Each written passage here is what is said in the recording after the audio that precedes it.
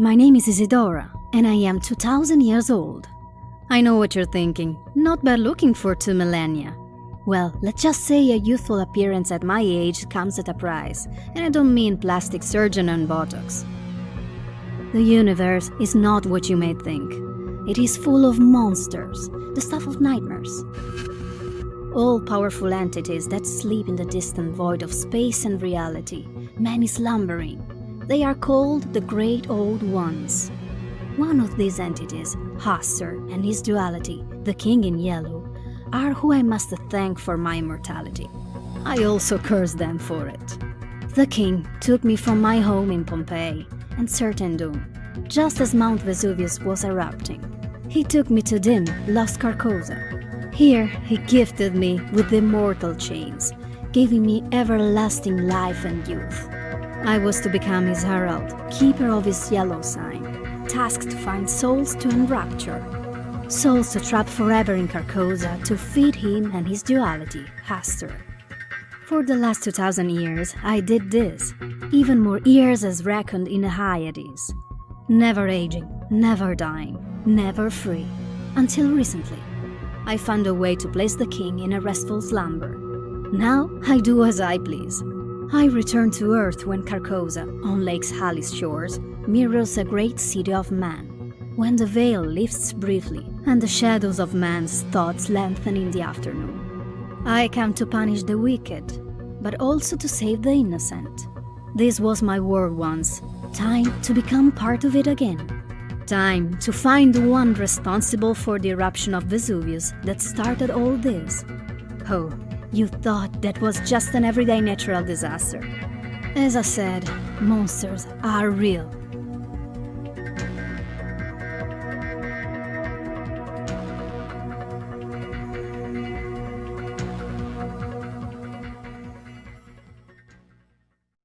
Yeah, you want the comic book?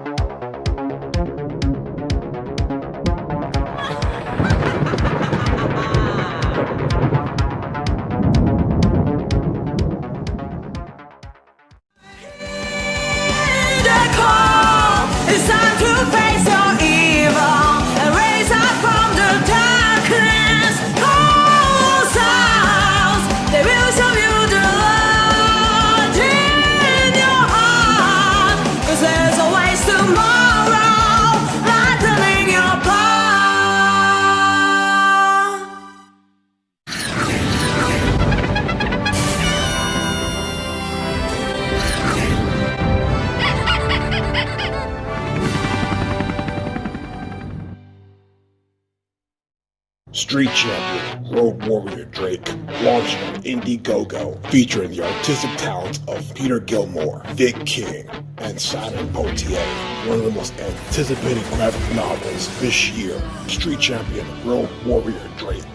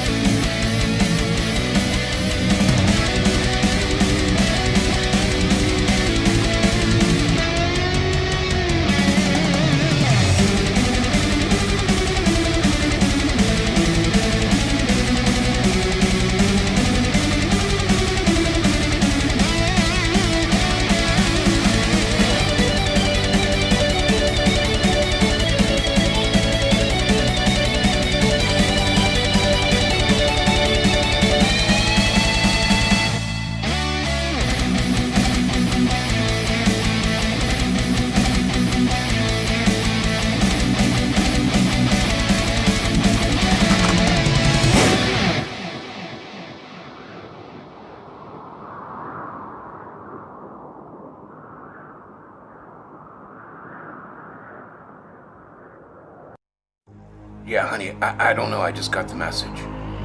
Yeah, DMV Investigations wants us on. I didn't do anything wrong, I swear. I didn't do anything wrong, I swear. I didn't do anything wrong, I swear.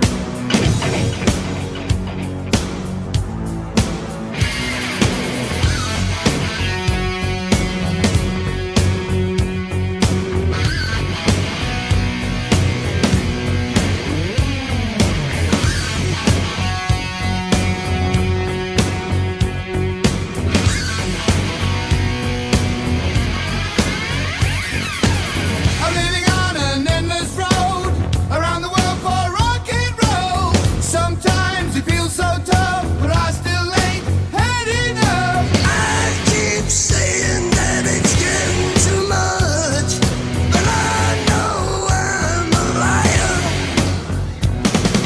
Feeling alright in the noise and the light, but that's what lights my fire. Hellraiser, in the thunder and heat. Hellraiser, rock you back in your seat. Hellraiser, and I'll make it come true. Hellraiser, I'll put a spell on you. I didn't do anything wrong, I swear.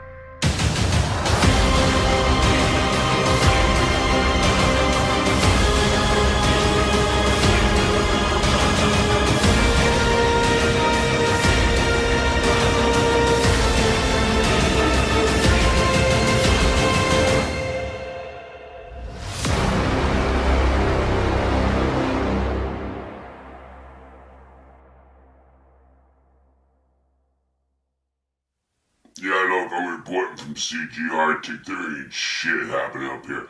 I'm not getting any frickin' books. What the hell is going on out there? The fucking COVID opening up all the damn shipments. You know what? I tell you what, man. You guys just send me something. Send me some books up here in the Arctic, cause there ain't nothing getting through. You know, the postman, he just says he ain't getting nothing through. What the fuck is going on in this fucking world? I have lived too long. I have seen man emerge from the caves into the light and struggle to survive in the hardships of a brutal world. I've seen empires rise and fall, countries united and in chaos. Seen good men suffer whilst the wicked prosper. I've gazed into the eyes of evil and taken its measure. I've seen so much I wish not to. Let no man tell you immortality is a gift. All I have loved has died before me and crumbled to dust in my hands.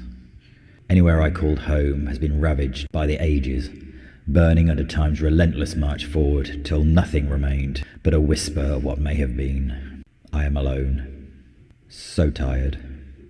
I want to die, but that's not my choice to make. Footsteps. He is walking into the alley behind me. I knew he would. Evil knows evil. His pace quickens. He will be on me in moments. I will not react. Yet. Then the violence starts. Your f***ing money now. Got you, cut you, f*** you up.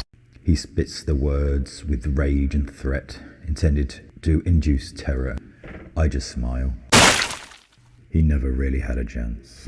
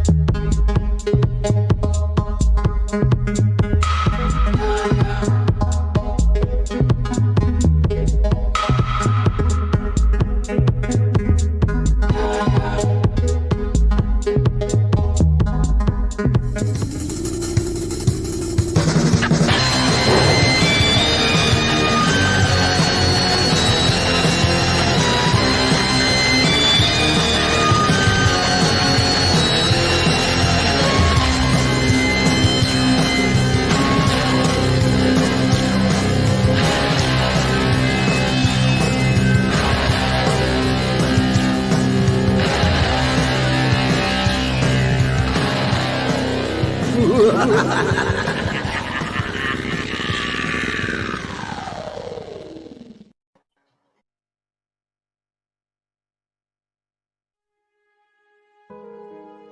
city of prosperity. Riches for some, but for the masses, scraping by is all they can do. Meet Bitna.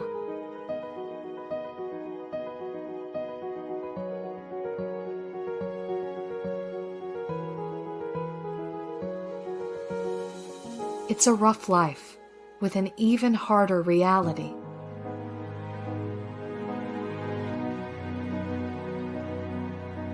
Living in the roughest part of town, it looks impossible to make it big. But maybe she will find it in a simple dress.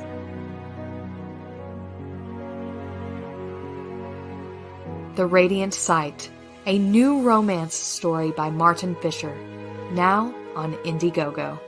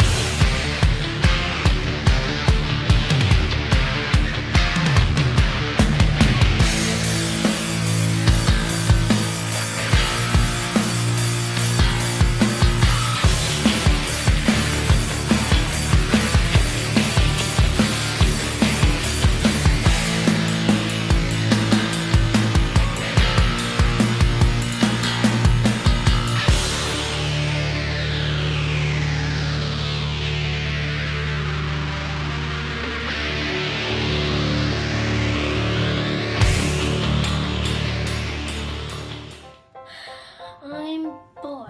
Hey, kid! Yeah? Are you looking for something exciting to read while you enjoy some sugary cereal? Yeah!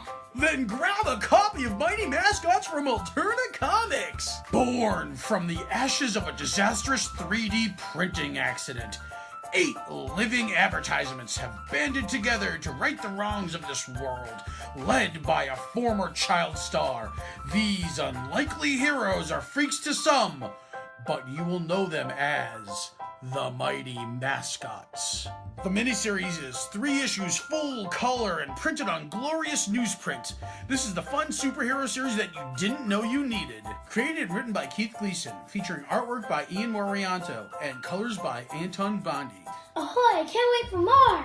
Mighty Mascots is part of your complete breakfast and comic book reading experience. Only from Alterna Comics. So what is your fun doing?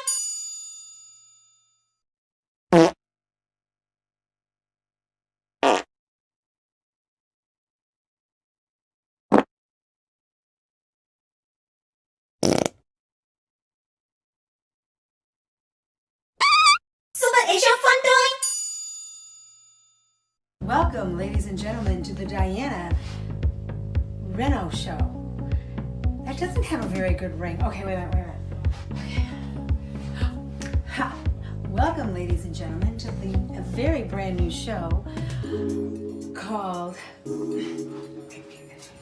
Welcome to the Demo Diana show. Ladies and gentlemen, you are going to see her first ever demolition of Larissa's area. Pan. I panned. Cool. So, let me just show you. I take my job and my work very seriously. So I went to Walmart because that's where I like to shop. I picked me up a handy dandy Superwoman toolkit in a beautiful shade of pink. I got all my stuff in here. I am so excited. I am so excited. So In this handy dandy tool thing, I have a measuring stick, so I'll always measure up. Yeah. That's your balancing rod. It's a measuring stick. It's a balancer. It still measures, but it's balancing, but it's measuring. Why must you? Don't mess with me. Hey, you, sci-fi fan. Are you finally ready to have your head explode? Never before seen sci-fi action. A strange new world. Exotic technology. Kick-ass characters. And a story that will turn your mind inside out. Nephilim Squadron, Volume 1. Available now on Indiegogo.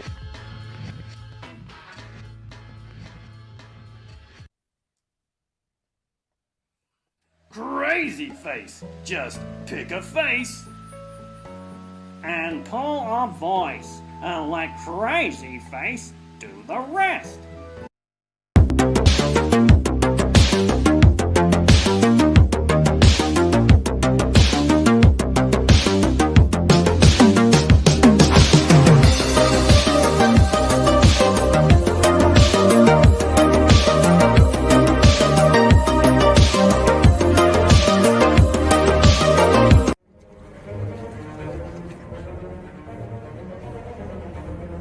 I do not stand by in the presence of evil.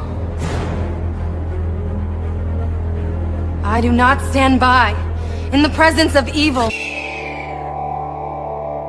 War is a topic of vital importance, a subject of inquiry that cannot be ignored.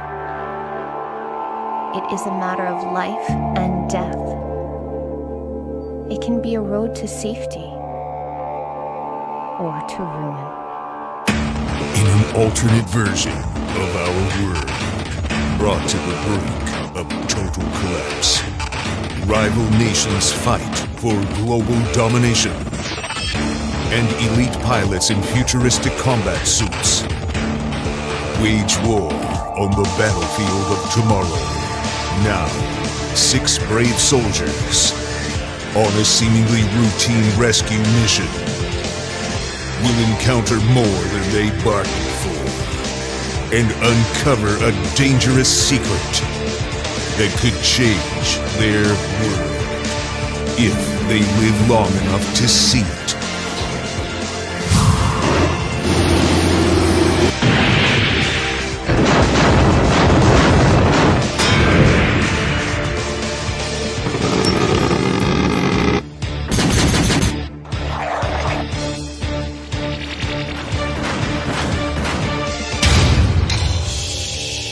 Mavericks Origins Volume 1. Now on Indiegogo.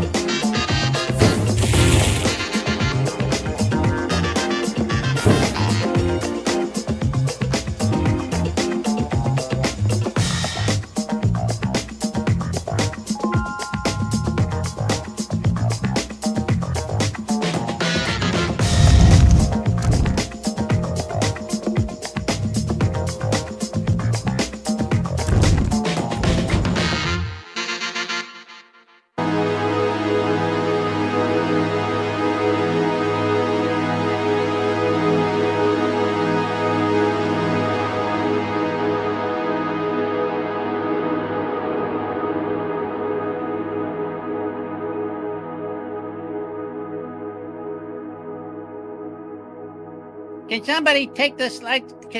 Where's the? Oh, are we on? We're on. Oh, we're on. We're on. Hey, it's me. It's Marmalade. And yeah. Well, it's time for my show again. I'm gonna have to hire some new people to do the show from now on. That's why we're a little late. Why it's a little weird. But I can only pay $5 a week, so that's what I got. Faster than a speeding bullet, more powerful than a locomotive, able to leap tall buildings in a single bound. Look, it's a raven! No, it's a plane! Wait, this is the wrong hero. Oh well, it may be the wrong hero, but he does all that anyways. This is the Canadian Shield! A 26-year-old Coke Daddy.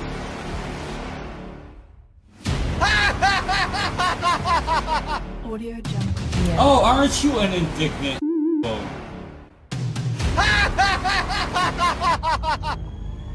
Those people. I'll be very loud about it. Those people. You are gleefully grinding your hands like some sort of Machiavellian supervillain. That's a good strategy. It'll go very well for you. What? The people that need to get help are the people like you!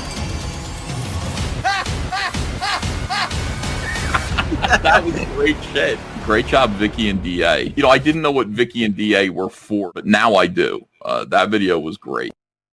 Hello, everybody. This is Soy Rage, and welcome to my campaign, Creepsters. While digging for buried treasure on Perdita Cove Beach, a 12-year-old Max discovers a mysterious creature named Chomper, whose friends will lead him to a world of danger, adventure, and heroism. When Chomper's siblings wreak havoc in Max's seaside town, only Max and his new friend can save his sister Emma and the town by combining forces to fight the sinister Creepsters that wash up on the beach after an alien object splashes down on the ocean offshore. Creepsters is a loving tribute to the 1980s high concept, low budget comedy horror. A fast-paced story filled with romance, gore, fantasy, and a touch of science fiction that is a blood-soaked adventure which ultimately proves that family and friendship can overcome any obstacle. And be sure to order today on Indiegogo. Back Creepsters, coming to a town near you. That's sick!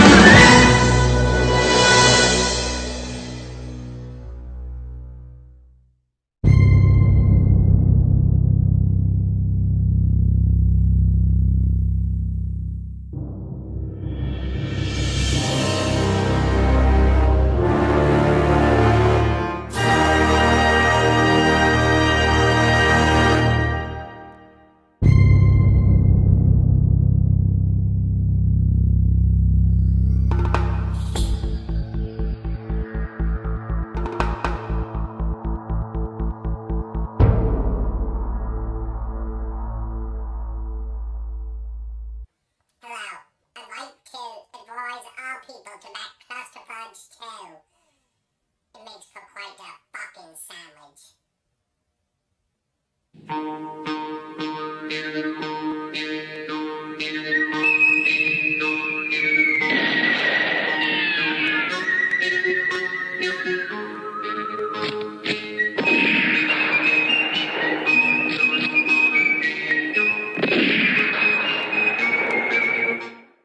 Welcome to Cosmic Comics, Games and Collectibles, your zen of geekism.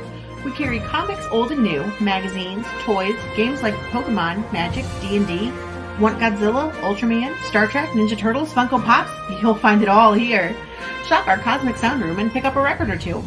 Enjoy our Comic Coffee Lounge with a cup of Sasquatch coffee or a delicious menu item while geeking out over a super cool movie on our big screen. Come by and say hello to Maui. Cosmic Comic, Games and Collectibles. Superman loves us, and so will you.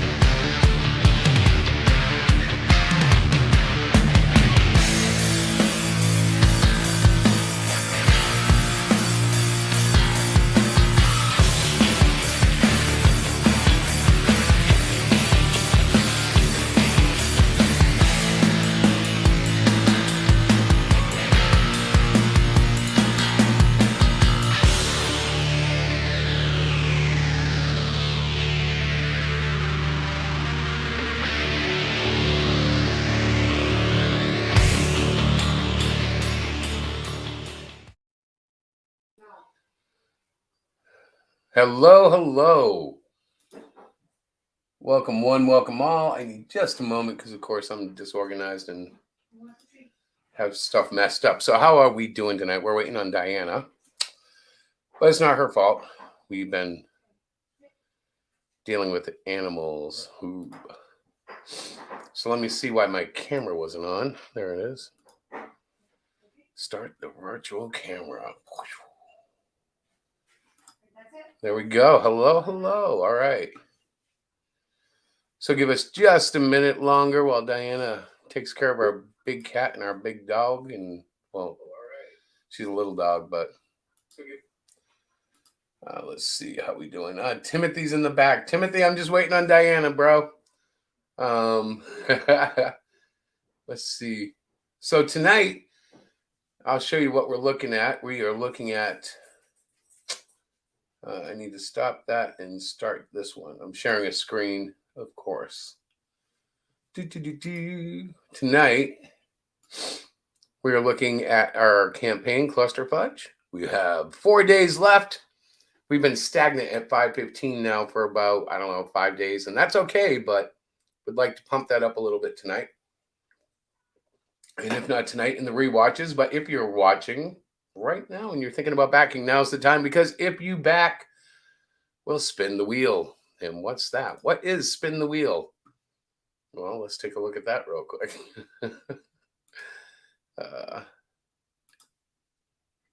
It feels a little clumsier. I think they've changed something because this used to seem quicker. But anyways, here is the wheel. And on this, we have 2 of the original Cluster Fudge art books, which were kind of like bonus sample books. We have 3 Cluster Fudge t-shirts. We have the rare original cover, number 1. We only have 4 copies of that left. And we have the special edition Cluster Fudge print. Now, if you don't know what that is, I'll show you, because I just created this myself yesterday. But Diana liked it. And so did a lot of other people. So I figured I'd share it, as a print, as a possible reward for backers. Let's see. Do I have it open? Yes, I do. This bad boy. Now, one thing I'm going to try to push in the last 4 days when I advertise the campaign is the fact that although this is a mature book, it's a lot crazier than people understand. It's not just a mature book. It is a Psycho fever driven trip. And Timothy, I will never be shaving my head for this book again. I don't think. Hang on. Oh, I know what Diana's doing. She's probably looking for the invite, which I didn't send her, but it is in the description. She just doesn't ever look there. So let me send her the invite real quick before she kills me. Dun, dun, dun, dun. So a little update on my personal life. I'm going back to work tomorrow, and hopefully everything is going to go well. I'm still not 100%, but I went and saw my doctor today and got the go ahead to try. Yeah. So the invite has been sent. We now wait on Diana. And she's still not here. It's nights like this, you wonder why you do a stream. I think we're up against DBS too. That's never a good thing. And probably everybody else. But I don't care. I'm determined to continue on, to drudge forth, to face the empty arenas. And we're still waiting on Diana. So maybe I'll run another video. What do you guys think? It's weird. I'll run this for a second. Yeah.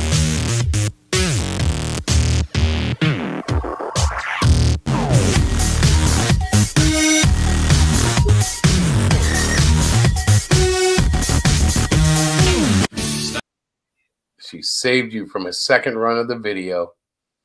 Good evening, Diana. Oh, that's not good. She looks frozen. I don't know why it's so crazy. Because your computer's running like crap. What else do you have open on it? My computer. It just took forever to get, like, literally to get here. Yeah. Do you have stuff on it? Well, I have something that's running in the background. I don't know. You'll have to look at it maybe tomorrow or something. Yeah, you probably shouldn't run anything in the background. It says connection is unstable. Oh, God. Whatever. Welcome to Hero Shack Chronicles. I'm not trying to. It's an automatic. Not Chronicles, Press. It's Press. Remember, we changed the name. So, yes. Can you guys hear me okay? We can.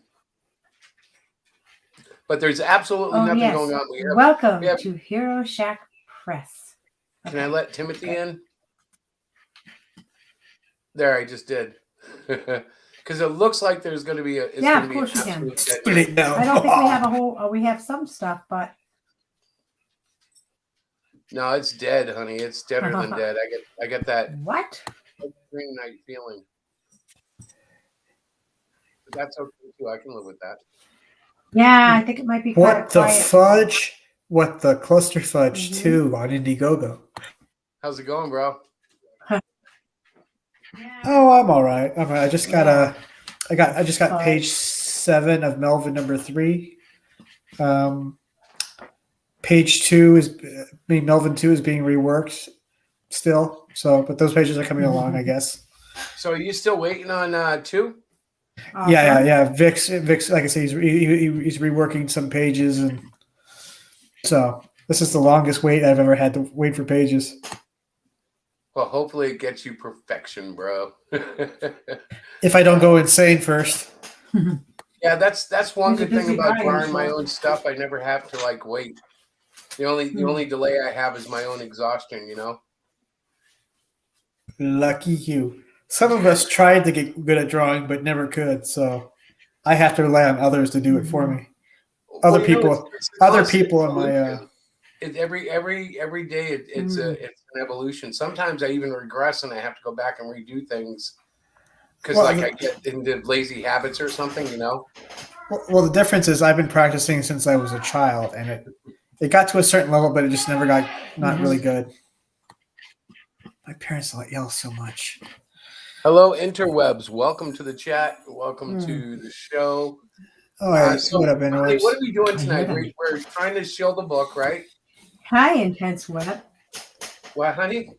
Yep. So let me I'll show the campaign again, but the big deal is we have the original artwork. That's not the screen I wanted to share. Hang on. Apparently, Interwebs is present. Yeah, Interwebs is awesome. He's the NFT guy. I'm going to get him known as the NFT guy. Yes. I don't understand that stuff at all. I'm still trying to figure it out, but I think I'm starting to get a handle. So What we're looking at 19 backers, $515. The biggest ticket item here is the one that I'm surprised is still here, but this is the one that we're going to be messing with tonight, because if it does not sell in the next 4 days, I am going to do a little draft lotto thing based on all the backers that we have with a physical package, and somebody's going to get this awesome little piece of artwork. So if you want it, the only way to get it is to buy it now through that package. If it doesn't sell, somebody's going to get it, and it won't be framed if we're just giving it away. It'll be neatly packaged in a mailing roll and all that stuff, but you'll still get the original art. My first ever offered piece. And it might seem silly, but I figure move on, keep going. I don't want to keep my original art. I want to get it out there so you guys can have it. The question. So you've already reached your goal, yes? Oh, yeah. So it's already in demand. So even after the campaign's done, you can still get backers. That's true, but this package will be gone by then. I'm trying to put a little urgency on it. Right. And it is an experiment. We've never done this before. Right. So I'm like, well, let's try to be a little different. Let's spread our wings and hope to fly. You could actually still do like promotional streams to get more people getting it on demand.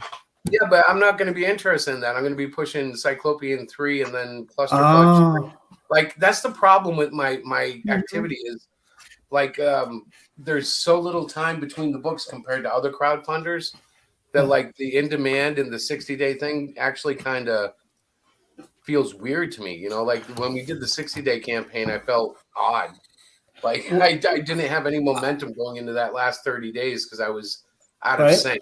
Well, I figure you ought to talk about Cyclopean 3, but then also still be pushing it on demand. That way, you can get more money on your project. Yeah, I have to talk to Diana because she's your business partner. Right? No, she's my business leader because I don't pay any attention to any of that. Like, she literally. In fact, we went into an interview once, and they asked me what crowdfunder, what platform we were on, and I couldn't tell them.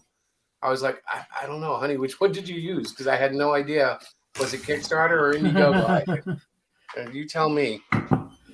I've done a couple of the Kickstarters, and I've helped heavily on the Indiegogo. But when it comes to business decisions, if I start making them, I get in a lot of trouble every time. Yeah, I see. I can see. So you can literally say, I don't know. You ask my wife. He gets it. Well, the thing is, it's not even that. He forgets to tell me. And we're sitting here and I'm like, wait, what? Like, yeah, that's the other problem. If I make a commitment and she doesn't know about it. He does have some good suggestions.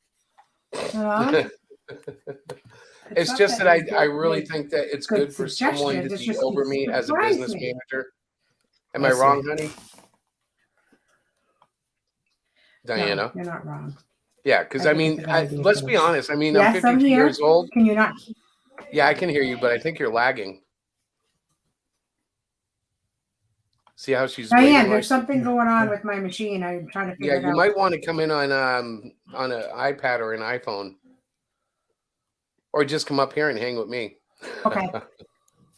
Because it's pretty bad. I won't. It is okay. I'm gonna switch to my iPhone. All right. Right now. All right. And then I don't know what's going on. Okay. I do. Your computer is crappy crap. Oh wow! Yeah, there's some. Watch the language there, buddy. Yeah, I know. I'm getting a little edgy there. Yeah. So Intense Webs. The truth is, she has a far better business sense. I would have been Jack buying the beanstalks. I would have been the guy, trying to put the magic beans in the backyard. That would have been me. And as everybody knows, that's not a realistic story. That doesn't usually work out as well as it did for Jack. Although it's arguable that didn't work out so great because he had to go through a lot of crap with those giants. But at any rate, it's worked out great for us. A 15-year marriage. has just blossomed under the way that we do it. We both have our strengths and our weaknesses. There you go. And, you know, I think it's funny when people get like, oh, you know, some people, not anybody here, not present company, but some people will try to play that as a weakness. And I'm like, heck no, that's a strength. You know, you can't. Yeah. When you have a brick wall, all those pieces join together as little interlocking pieces, and that's what makes it so strong, man. Screw that. Yeah. My business sense, I learned being homeless. When I used to draw a bunch of drawings and sell them on the street just to make money. That's where I get most of my business sense. Like, how can I take something that I spent a small amount of money on and flip it and make more? All right, Diana's back on her phone. Hello, honey. I'm on my phone.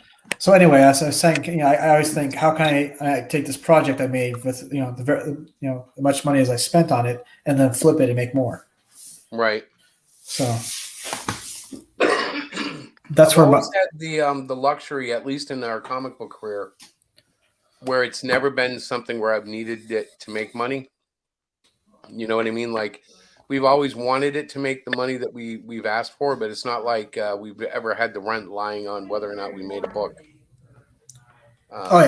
Which is a very good comfort to have. You know, I can't imagine how scary it would be if this was our sole income. Well, could you imagine like making money on something is whether you eat or not that day? Right. Now that's an experience. I have been that far down, but back then I was working the labor force stuff. You know, like I go on labor pools, so I could always eat every day. But man, you know, you ever worked people already? Night. What's that? You ever worked people already? They're a temp agency. I don't know if that was their name or not. We're talking like 20 years ago in Orlando, and they would drive you out to these like tomato farms, and you would go out with the weirdest people. And all of you would just hit a field and just start picking tomatoes all day. That was all you did. Yeah. And man, when you're not used to picking tomatoes, that's hard work.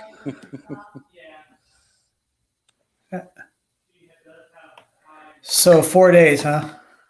Just 4 days. And I'm excited too, because Diana will leave it in demand, but we're not going to go for the 60 days. I'm going to pop open. We're going to do something creative with Cyclopean for our Christmas package because we have inventory in stock. So we won't have to wait for the printers and all that stuff to get items out. So we're going to try to sell some Cyclopean Christmas packages. And we have a convention coming up, don't we, honey? This next weekend? Next week. Where are you going? We'll be in Maine. Portland, nice. Maine, at a kids con. So when you go kids, So when you go to conventions, do you drive up or do you take like you go to like an airport? We drive. Most of the conventions we've attended are driving conventions. We haven't made it across like to the West Coast at this point. I mean, that would be cool. For sure. So you have a place to actually store like copies in the back of like the vehicle you're driving. Yeah, we have like we pack our Jeep up. Yeah, we have like a system set up. So if you did take an airplane, how would you get? Yeah, that doesn't sound very practical. Actually, it's not that bad.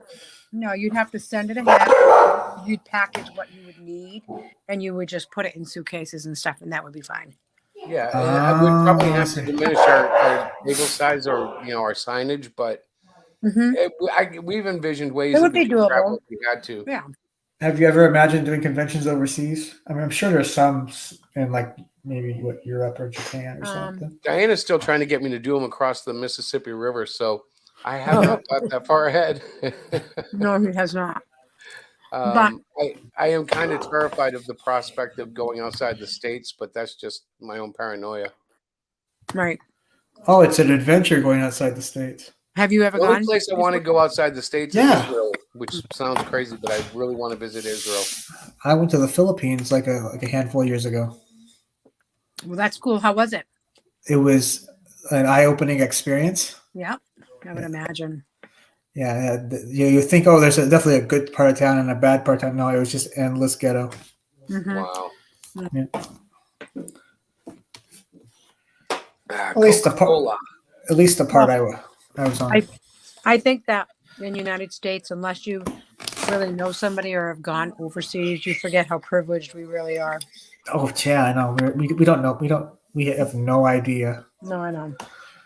And when you point it out to people over here, they like they kind of you know it's like, well, you don't get it then.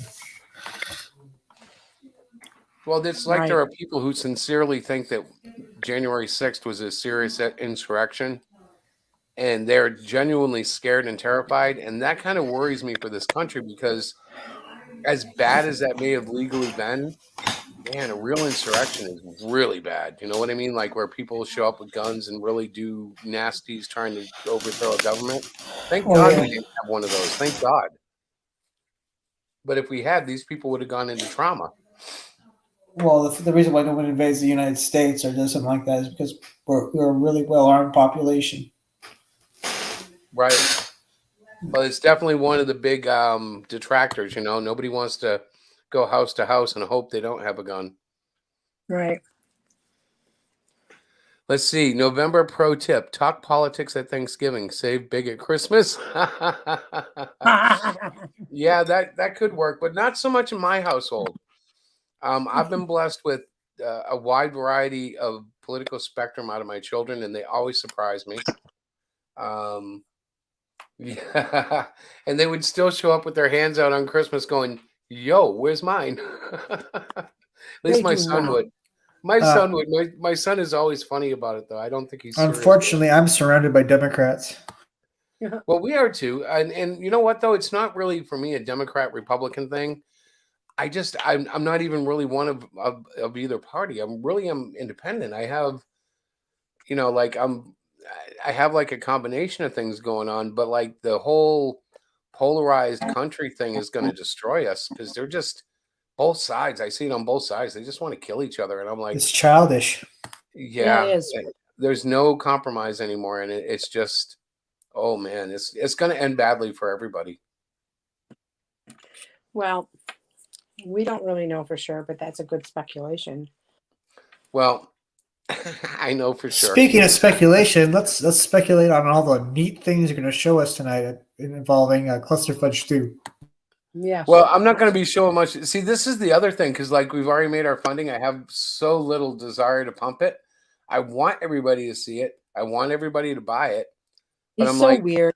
I'm ready to move into the next phase of the next book, and so it's kind of anticlimactic. He's like a giddy little kid when it comes at Christmas time. Yeah, well, and it's just more or less like I know that when the books are really, really good, I'm not going to have to shill for anything. They'll just kind of sell themselves because we'll have a reputation, and people will desire such. So, What's that? you still have to market it, and you still have to publicize. I People aren't know, gonna but just- you don't know what I'm talking about. There's a level of quality that I need to hit before we're really sustainable. Mm-hmm.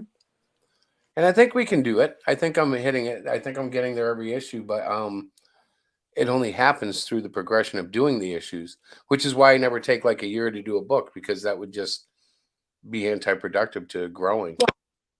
And you're not very patient when it comes to stuff like that. Well, that's also another thought I've had is like people talk about like overtaking the mainstream, and they put out like 1 or 2 books a year while the mainstream puts out thousands of copies a year of some titles or something. It's like, putting out 1 book a year or 2 books a year and that's not enough. Well, it depends. Like, okay, so I've thought about that, like, especially with, say, the CG giants. If they timed it right, you know what I mean? They got enough of them. Say they got like 10 artists, Ethan Van Sciver, John Malin, all those guys. They all lined up, but they staggered their books a month apart, the release. And then they just all took the year that they wanted to. But once they started doing that, they could start like every month a new release, every month a new release. There are 12 years. There their own, but from their group. Yeah, there are 12 months in a year. Why not have a book a month, or put out as many books crowdfunding as you can a year, but not just 1 or 2. Right. I don't know. So for me, I want to do at least 4 to 6 issues every year, and I've been able to maintain that. But like ideally, if we had more sales and readership, we could hire more people and then start kind of doing the alternative thing and start growing out, Mm-hmm. Let's see. Imagine in the chat. how many comic book conventions are in a year? Oh, there's hundreds. Easy. I mean, Yeah. it depends. It depends on where you draw the line. Like we've gone to shows that were literally 4 booths in front of a comic book shop, and we've gone to Yeah. shows where they were like national, Terrificon in Connecticut stuff. So it's like it depends on where you draw the line on how many shows there really are. I kind of imagine how much of a customer base could you increase if you did like 6 months of like nothing but Comic Cons. We have done that. We've actually Yeah, done it the before problem COVID. with it, the problem we're seeing is when people go to Comic Cons, God bless their souls, but they're going with a purpose. Like they'll walk in and they're coming for either one of the big stars that have been paid to show up, or they're looking for, the X-Men run with Jim Lee, or they're a manga fan, or you know what I mean? Like they have a targeted thing. So Diana has cleverly come up with schemes to get them to come to the table, whether it be a Schemes and sandbox. scams. Yeah, I mean, whether or not it's a sandbox or a prize wheel or whatever it might be, but it is a very difficult thing. And like I said the other day on Vicky and DA's show or Dean's show, I said the kids seem interested if there's a cartoon. So we're probably going to have to look at me learning how to animate a little and doing a little 3-minute cartoon to try to entice them, because they will buy manga books, they will buy comic books, but they like a cartoon to kind of reinforce that and get it jump started for some reason. Interesting. Yeah, it's something that I've paid a lot of attention to. They keep asking about a cartoon. Right. And they do too. Their yeah. eyes pop open. It's the I'm craziest thing. have you ever by Henry Rollins? You kind of broke up. Have we ever what for Henry Rollins? Get in the Van, the book "Get in the Van" by Henry Rollins. No. So he used to be a lead singer of a hardcore band in the '80s called Black Flag, and he kept a journal and he published it into a book. And he talks about like the first gig he ever played with them. 2 people showed up, and he was complaining about it. And then when the guitarist looks at him, and just shut up and sing. In other words, don't complain about it; just go and do it. Right. People are expecting an independent comic books to be like Marvel and DC, and you're not Marvel and DC. Right. You're an independent creator. Well, that I'll bring this up just so people aren't getting bored. But let me show something here. Oh, I'm sorry, I'm boring. My fault. No, but we're visually boring, I think, with just our icons. So this thing that I drew yesterday was kind of a hitting on what you're saying right now, and that was I wanted to kind of show that like Cluster Fudge isn't meant for adults, but that doesn't mean like it's a clean, mature book. It's a very psychotic, freaky, fever dream type, trip. And I wanted the art to show that because it's not Marvel, it's not DC. And I dare say that it's even, darker than their little dark label stuff they did in the 2000s. That is the chirpiest thing I've ever seen. He's got a face where his stomach is. Yeah, well, and that's actually like if I could zoom it in, you'd see like it's all intertwined. This is actually a scene out of Cluster Fudge 3 where the bookmark strips all the victims of their fear and pumps it into Cluster, because even though he killed them, they're too afraid to take revenge for themselves on him. So he sucks the fear out of them and pumps it into into Cluster. Did you use any of as the inspiration for where he went? Any of the what? Dante's Inferno. No, I really haven't. This is more or less happening all inside the confines of Cluster and Violet's minds and souls. And it's a kind of an interlocked world. Like I'll explain it better in the book, but it goes definitely into a weird spiritual conclusion. Okay, let's see. Interwebs, you're free to ask. In fact, guys, the link to the chat is in the description unless you're on Facebook. It may not have printed it out there or posted it there because when I did it, it was acting funny.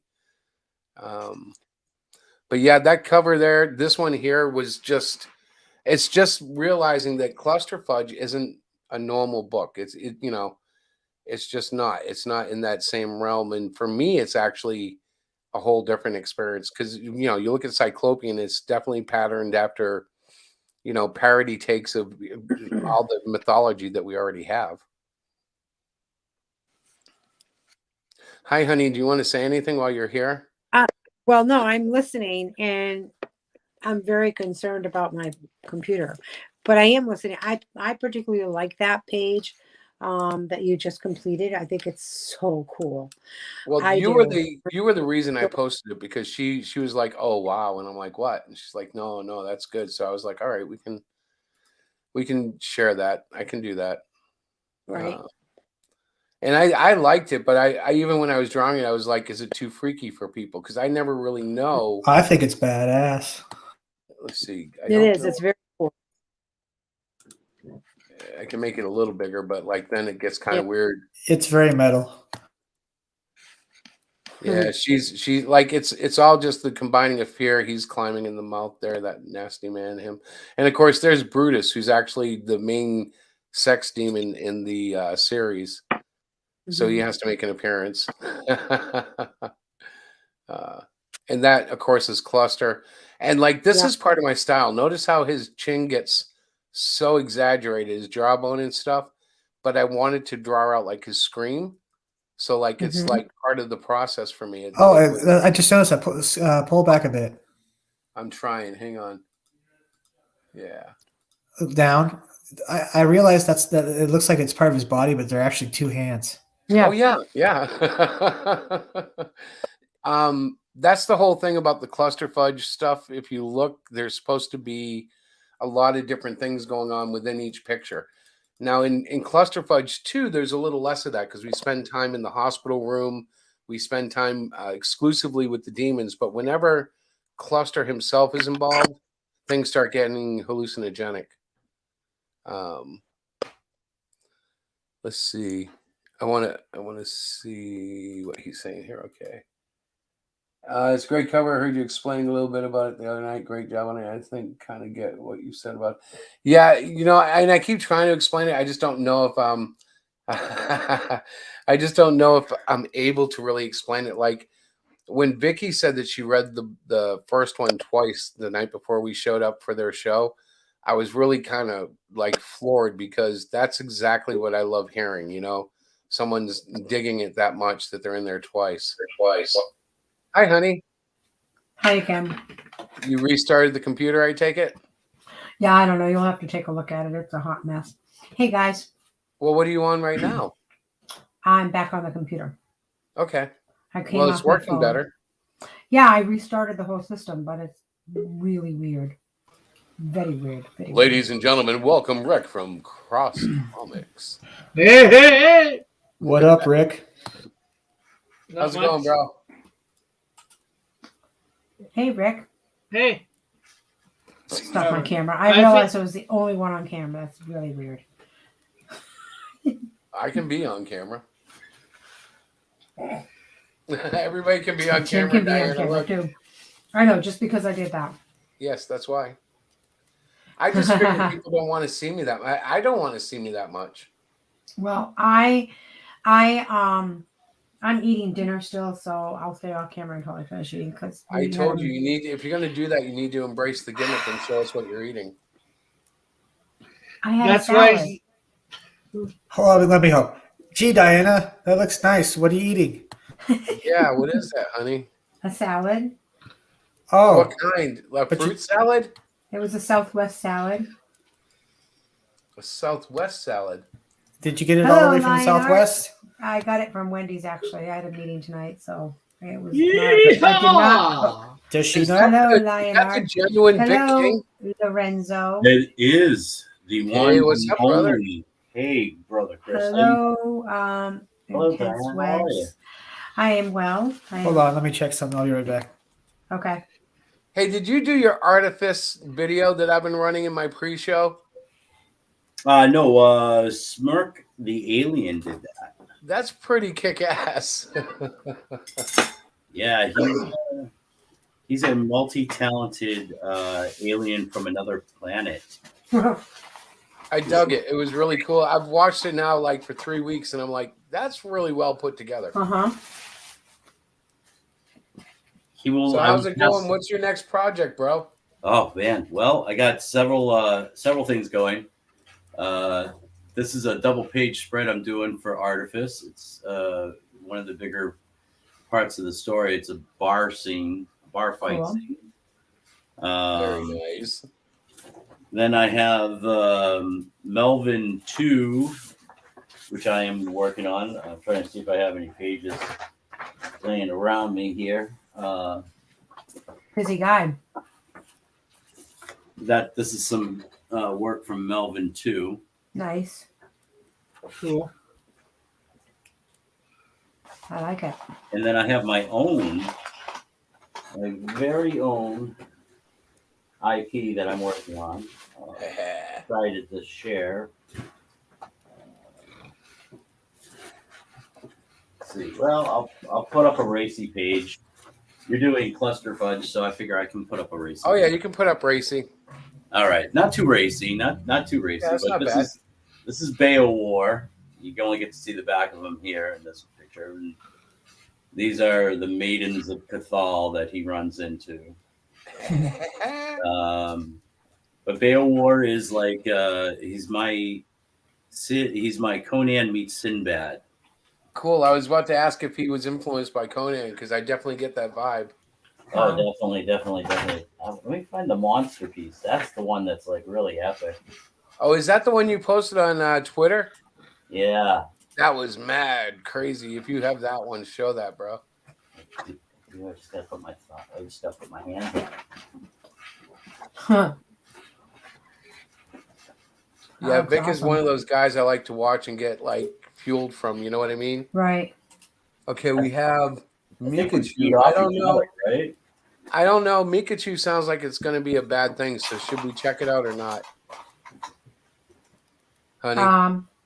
We'll let him in. We can always boot him if he's not nice. But Well, I think that's actually what's his face. Well, a picture of what's his face. All right, Vic, I'm gonna minimize. Well, not minimize. Yeah, This sounds terrible, but hang on. Let's let him in and see what's up. it's What's up, hacks? Vic King, the Oh, I know who that is. Who is it? He's been itching to like. That's Randy. Yeah, he's been itching to yell at God me. bless you, Randy. Thanks for coming by and checking out the artist. We're glad to have you here. Just enjoy the show. Oh, Smirk the Alien is in the chat. I prefer him to get lost. He's a one. I know you do. The good news is we're not going to let him in the stream. He can do whatever else he's going to do. You know, it is what it is. Mm-hmm. Peace. So that's some very cool stuff, Vic. Well, thank you. I can't find that. I can't find that other piece right now. I apologize. That's okay. I have seen it, and I will testify that. Oh, no pun intended. That it is freaking awesome. Yeah, I saw this. I saw this, and I was like, "Yeah, I gotta pop by and just tell you how excited I am that you're getting this new book launched and everything." We've had really good success getting to the first 500. The next campaign we're going to try to go for more because when I hit 500, I kind of get relaxed. You know what I mean? It's like, and I can feel it in my bones. It's like if we were at 450 right now, we wouldn't be joking around. I'd be like, "Yo, everybody, hey!" And because I put it like it wasn't, I kind of messed up when I put the whole crowdfunding up. And Yeah, but you know what? It was all a good learning experience. It really was. It was. Hello, Victoria Kundert. Yeah, Victoria. That's Testify again. That's fine. Yeah, you he's can be just a messing Victoria. around. So, did you talk to everybody about Monday night, our Monday night stream? I did not. Did you? No, I was kind of like, oh my god. Do you mean the one with Dean and Vicky? No, I'm talking about this coming Monday. The return of the Monday night stream. No, I'm talking about, oh my gosh. Okay, so Okay, help me Cluster here. Fudge officially ends on Monday night. Honey, see, I need a business manager to tell me that. So what's going on Monday night? We are having a, what is it called? Not a launch party. Are you having a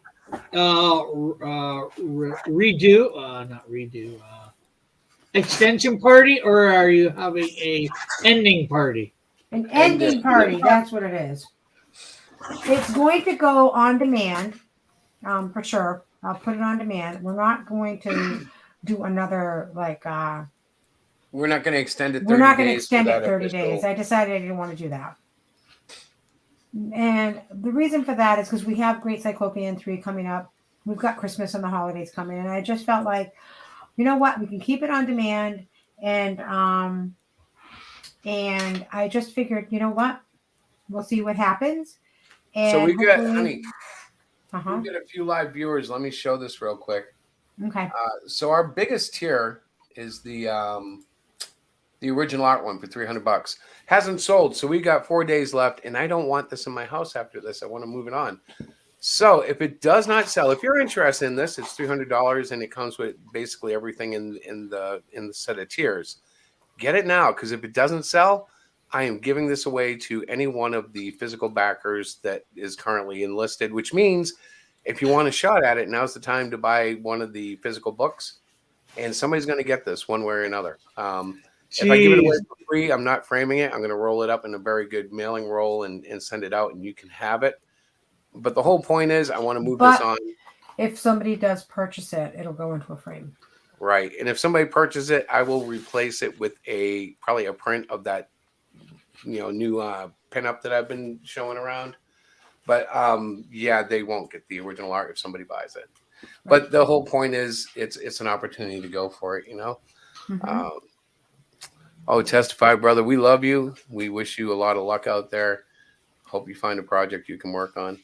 I see another piece you're working on in the back there. Yeah. Yes. Well, let me show one. you real quick. You mean this thing? Yeah. So this is going to be some of the sketch cards that are going out to the early signups, and it's going to be a mural. But when I cut it up as individual original pieces, each card will have a unique character on it. But I'm also going to include the print of everything together. So you'll get your sketch card and you'll get a print of what the original piece would have looked like had we not chopped it up to make sketch cards. And I had to do it that way because, I think you saw me the other day talking about how I just couldn't handle the small sketch card. I had to do something different. So that was the way I was going to do it, and that's the way I did it. Yeah. Yes, and we're going to have other prizes. We're going to do our spin the wheel. And for those that are backing that night, they can maybe. We actually have the wheel here now, too. If anybody backs, we can go ahead and spin it. But like I said, see, I don't really have that chill mentality right now. So I'm not like, back now and spin the wheel. Yeah, well, you should save that. You should save that for Monday because that should be a special for special events. It is a special event. Your exiting or your whatever your launch party and your ending party. The end party. Yes. So I have something to announce. Yes, sir. As of right now, all the pages for Melvin 2 are paid for. Very cool. So that's awesome. That's worth celebrating. Yep. It definitely is. And you'll get it soon, I'm sure. Yep. So that's one milestone reached. So yeah, yay. Absolutely. I don't know. There's a lot of good vibes going ahead. I think 2022 is going to be something else. Yes. The industry just seems ripe for people to start budding and rising. And what I think too, I was listening. I forget what I was listening to. Might have been Chris, but I was listening regarding the Marvel and the DC and all of the big comic book shops and stuff.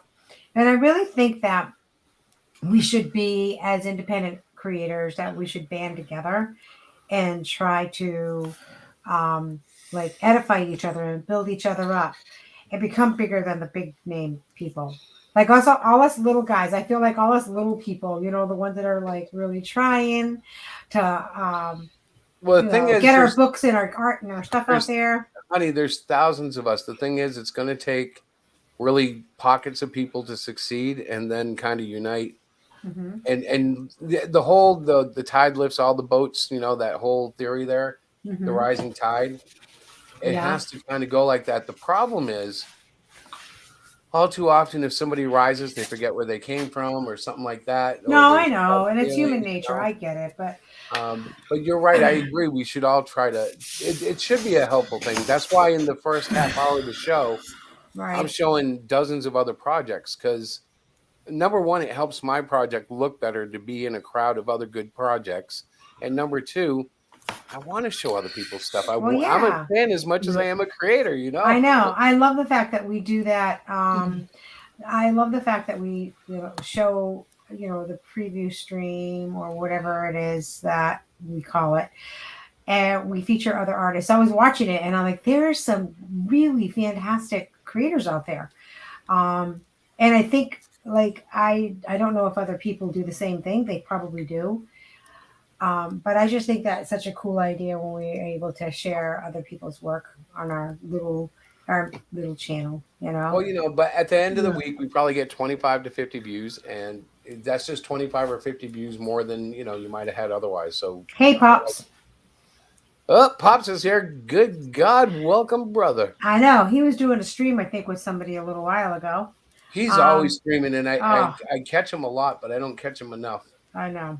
You guys out there who like to learn a lot about indie comics, Crom is like kick ass. Comic Related Madness is the Facebook group, and it's well worth the check. So let's talk about this little book here, this little page that you just put up. This is going into Cluster Fudge 3. Yeah, right? Well, ultimately, that's a panel out of Cluster Fudge 3. Yeah. And to understand that, you got to understand that every issue I'm trying to pick it up, and so things are going to get even more detailed. And hopefully you'll notice the improvements in all the little areas, but I do. Yeah. I see them even if you guys don't. Right. And it's exciting to me. I'm like, ooh, I get shivers sometimes watching the stuff come to life. Yeah. So yeah, this is actually a panel. Like I said, this is where fear is being driven into Cluster from all his victims over all the years. And so it's a very visual scene. Obviously, it's not realistic. Nobody's got a head bulging out of their gut with hands coming from their ribs, but you get the idea. It's a well, you never know in comic books. Well, yeah, I guess not. Like it could be that one guy from the Turtles, right? Krang. Yeah. And I think Murdoch is kind of like that too, but he's more of a big fat barrel. Well, Murdoch's more of a big giant head with small arms although there's something Zolo, Baron Zolo. Yes. But that's more the TV inside of body or whatever. I'm not sure. Yeah, there's definitely a few freaks that kind of fit into that. Wow. But yeah, so honey. You're okay with me sharing this artwork then? Yeah, of course. Well, that's what's coming in Cluster Fudge 3, so it's a nice. I think it's a.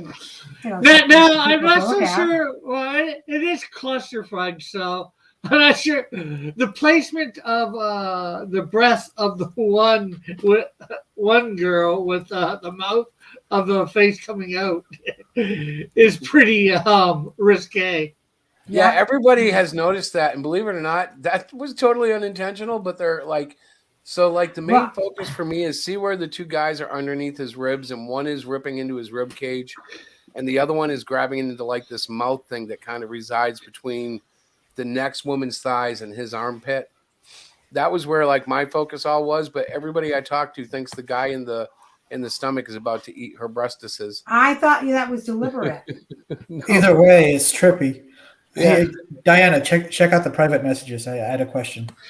It's what they call happy accidents. Yeah. Well, it's just like, okay, yeah, sure, she's gonna get it, but that wasn't the intention. But it's the fun of drawing that, I guess. Some stuff. Yeah. I don't know. Whenever I go surrealism, people see things anyways that weren't there. Right. They miss things that were, and you just kind of. It's like song lyrics. You just go, sure, that's what the song was about. Well, the hands coming out from behind the head too is pretty neat too. I just like the whole thing because the more you look at it, the more you kind of see like what. Wait, Diana was kind of funny. Trippy. Diana was in the living room and we have an open concept layout. So I'm in the kitchen just scribbling away, going at it. And I love watching her face because she'll come over and there's a bit of an outline, and then she'll come over 10 minutes later and it's, you know, a little more defined. And then within like an hour, she's like, what the hell? I'm like, what are you doing? What is this for? And it looks like the black light's trying to climb into some guy's mouth there. Yes, yes, exactly. Yeah. And hello to Marsupial Gamer. Hello, Marsupial. Hello. I believe I follow you on Twitter, if I'm not mistaken. Hello, I could be mistaken. Gamer. He's more of a gamer, but he's a lot of times in my chat. He has his own channel for gaming, and Well, he's usually on the. Actually, I have to be honest. I've been doing the down and dirty emulator deal, and playing a lot of the classics, particularly Super NES, to the point where I'm like ready to get either a dedicated, you know, hardware emulator or start collecting the classic machines or some of the rebuilds of them. Because I just love the old games more so than the newer ones. Does that make me old? No. Yes. Like I prefer Super Mario World over like, you know, Super Mario World 64. You got to understand though, right? So There- getting old is a good thing now because it means you have a level of sanity and a level of reason and intelligence, you know. And yeah, the world is kind of scary. It's not as old, you know. Getting old now is not what it used to be. you Right. know? We've redefined it in all so many ways. Yes, Marsupial Gamer follows me and I follow him. Marsupial Gamer is, yes, he does focus on video games, but he's also been an incredible supporter of independent comic book creators. Great guy. So if you have a chance to follow him on Twitter, folks, definitely go ahead and follow him. You won't be disappointed.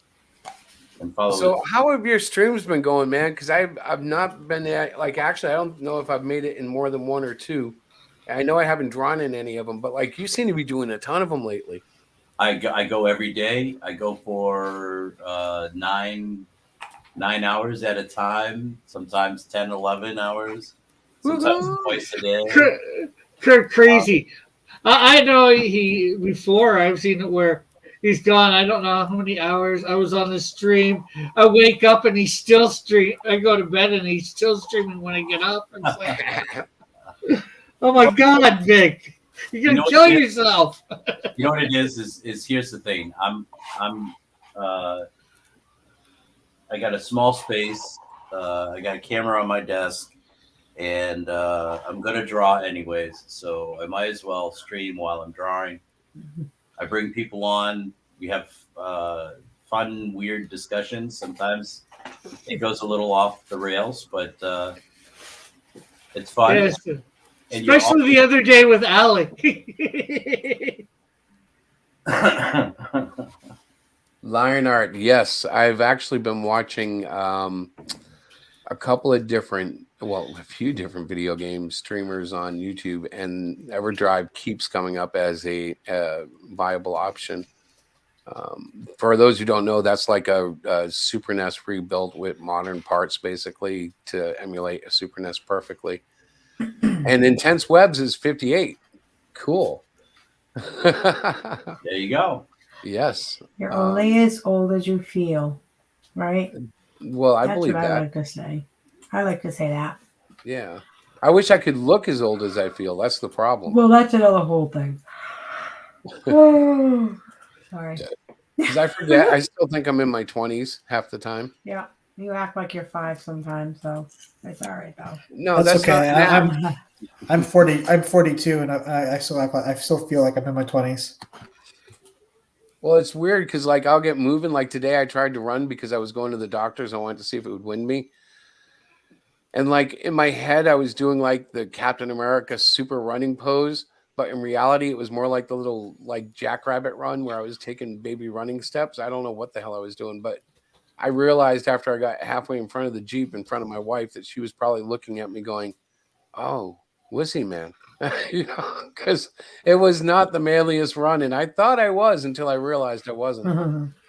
But so I got cleared for work today. I'm not 100% breathing, and I found out if I run, I can wind myself easily. But if I just take it easy, I'll be okay until I continue to improve. But you don't normally run, so yeah. Except for when I do. You're so funny. Oh my god. I can't even. So I'm glad that he's going back to work. I'm very Yeah, me glad too. about that. It's been driving me crazy. I mean, I would prefer staying home and working on comics, but until such time I can financially justify it, I like a job too. Mm-hmm. It's fun. Exactly. Yeah. You like the monies which you can spend on things. Well, you know how like Diana constantly complains about how I make it so like we don't actually make money on our books. Without the job, I can't do any of that fun stuff. Well, it's true.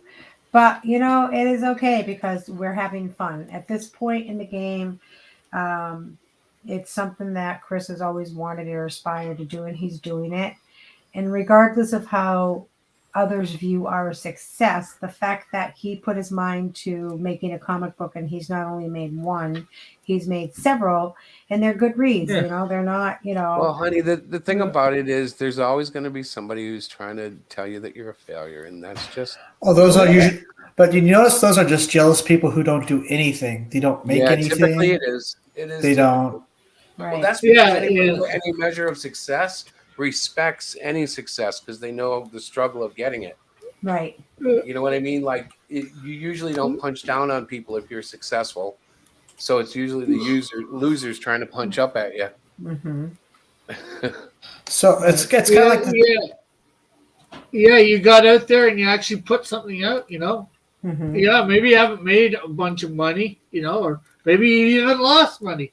But hey, at least you're trying. The loss, and I'm not calling anybody a loser because if you're stuck there, let me know and I'll help you out. The loss is having a book that you want to make and not knowing how to get it done and giving up. Even if the loss is not doing anything.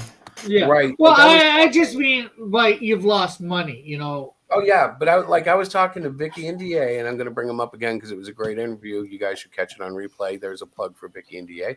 But anyways, I was talking about in my very first books were Hero Shack Sandbox, and literally I sent them to Amazon so I could buy printed copies for myself because I was determined to see my stuff on paper. Anybody can do that. If you want to make a comic, you can do it. Yeah. And then if you like what you did, you can improve on it and continue until you're, going way ahead of yourself where you'll be like shocked where you take it. Mm-hmm. Let's see. Are you really succeeding if you don't have those kind of people? No, you're really not. You're right. Because if nobody's telling you you're failing, then you're not being noticed really yet. I just can't wait till June at this point and having my next 2 comics ready to go. And, come on, man! I'm dying to have some cross promoting. I love your video thing for the Canadian Shield, but I want some fresh meat. I want the new. That sounds so wrong. Yeah. Fresh meat. You do. You only have one of my things in there, I think. Yes. I have the shorter one, and I need to switch to the other one next week so it stays fresh. I also need a Melvin too. Heck yeah. But I want to start pumping up our series and stuff. Not ours like we're in some sort of company together, but ours as in you guys are my brothers in comics. Mm-hmm. And Vic, you can send shit this way too, brother. I mean, I want to start showing you all's videos. Yeah, absolutely. Just to show them, just to. Well, like I said earlier, I think it's very important for all of us, wherever we're at, wherever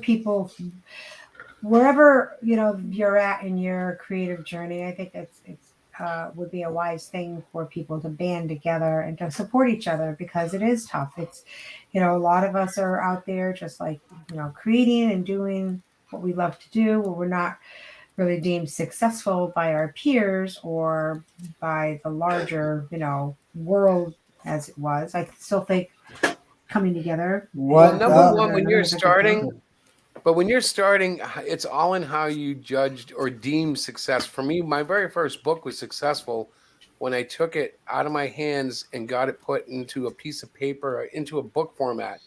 That was success. Now Right. success is, can I get this book over $500 in 30 days? That's been success now for the last year or two.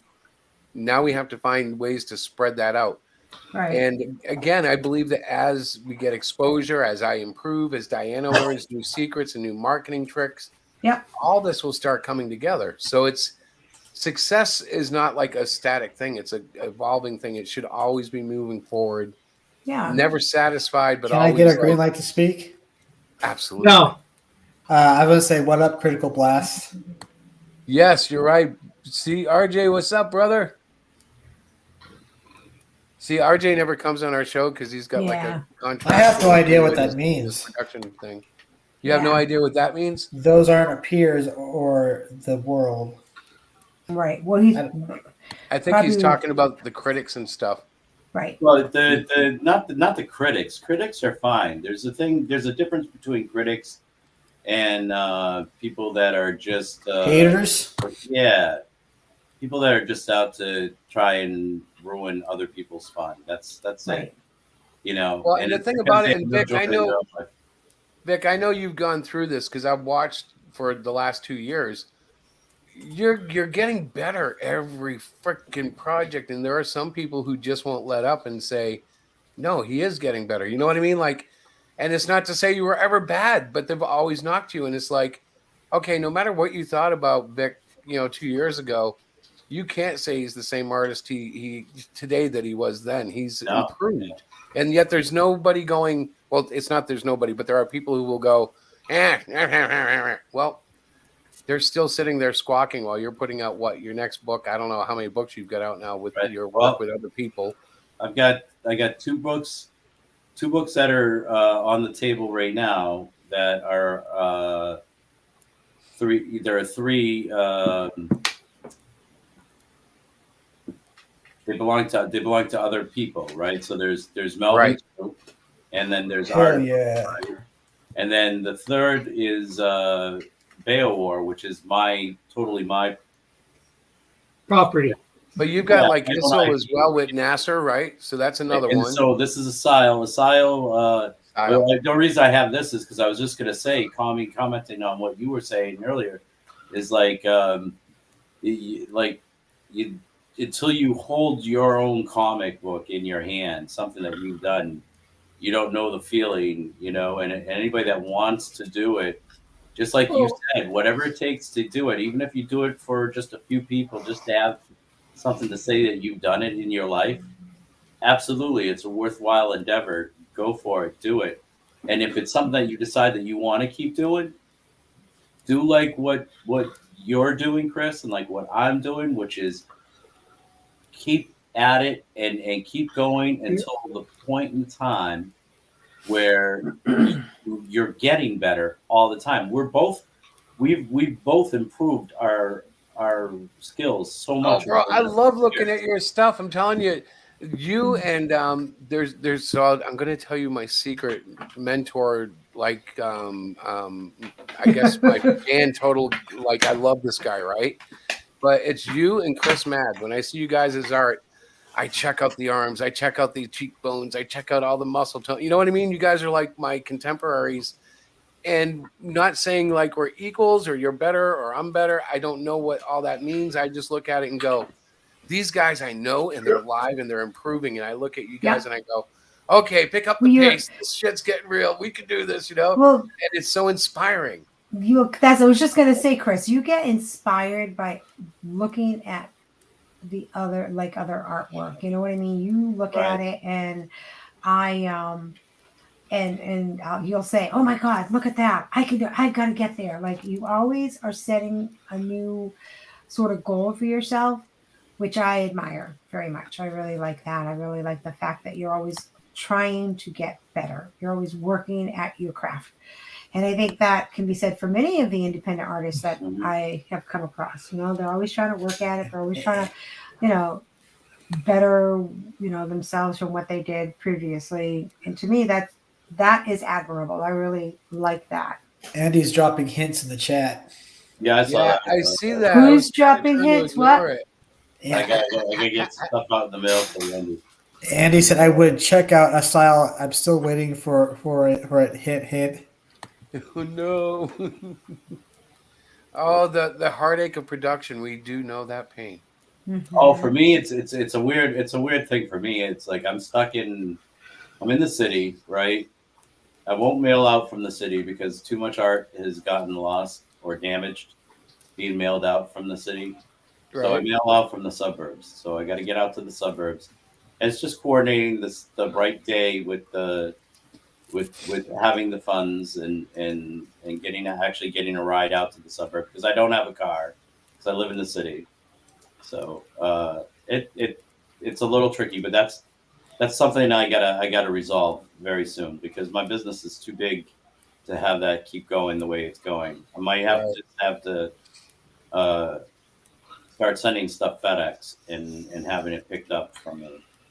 We've been really blessed ourselves. We ended up in a small town that when we moved here was really small, but it's had a little growth spurt in the last 5 years. And so we're beneficiaries of I won't say a booming economy or anything, but a booming area where everything seems to be functioning really well right now. The post office, the companies around it, and access to shipping materials is pretty good. So we're really lucky right now. I don't know what the future is going to hold because small towns that go big too quick become messes.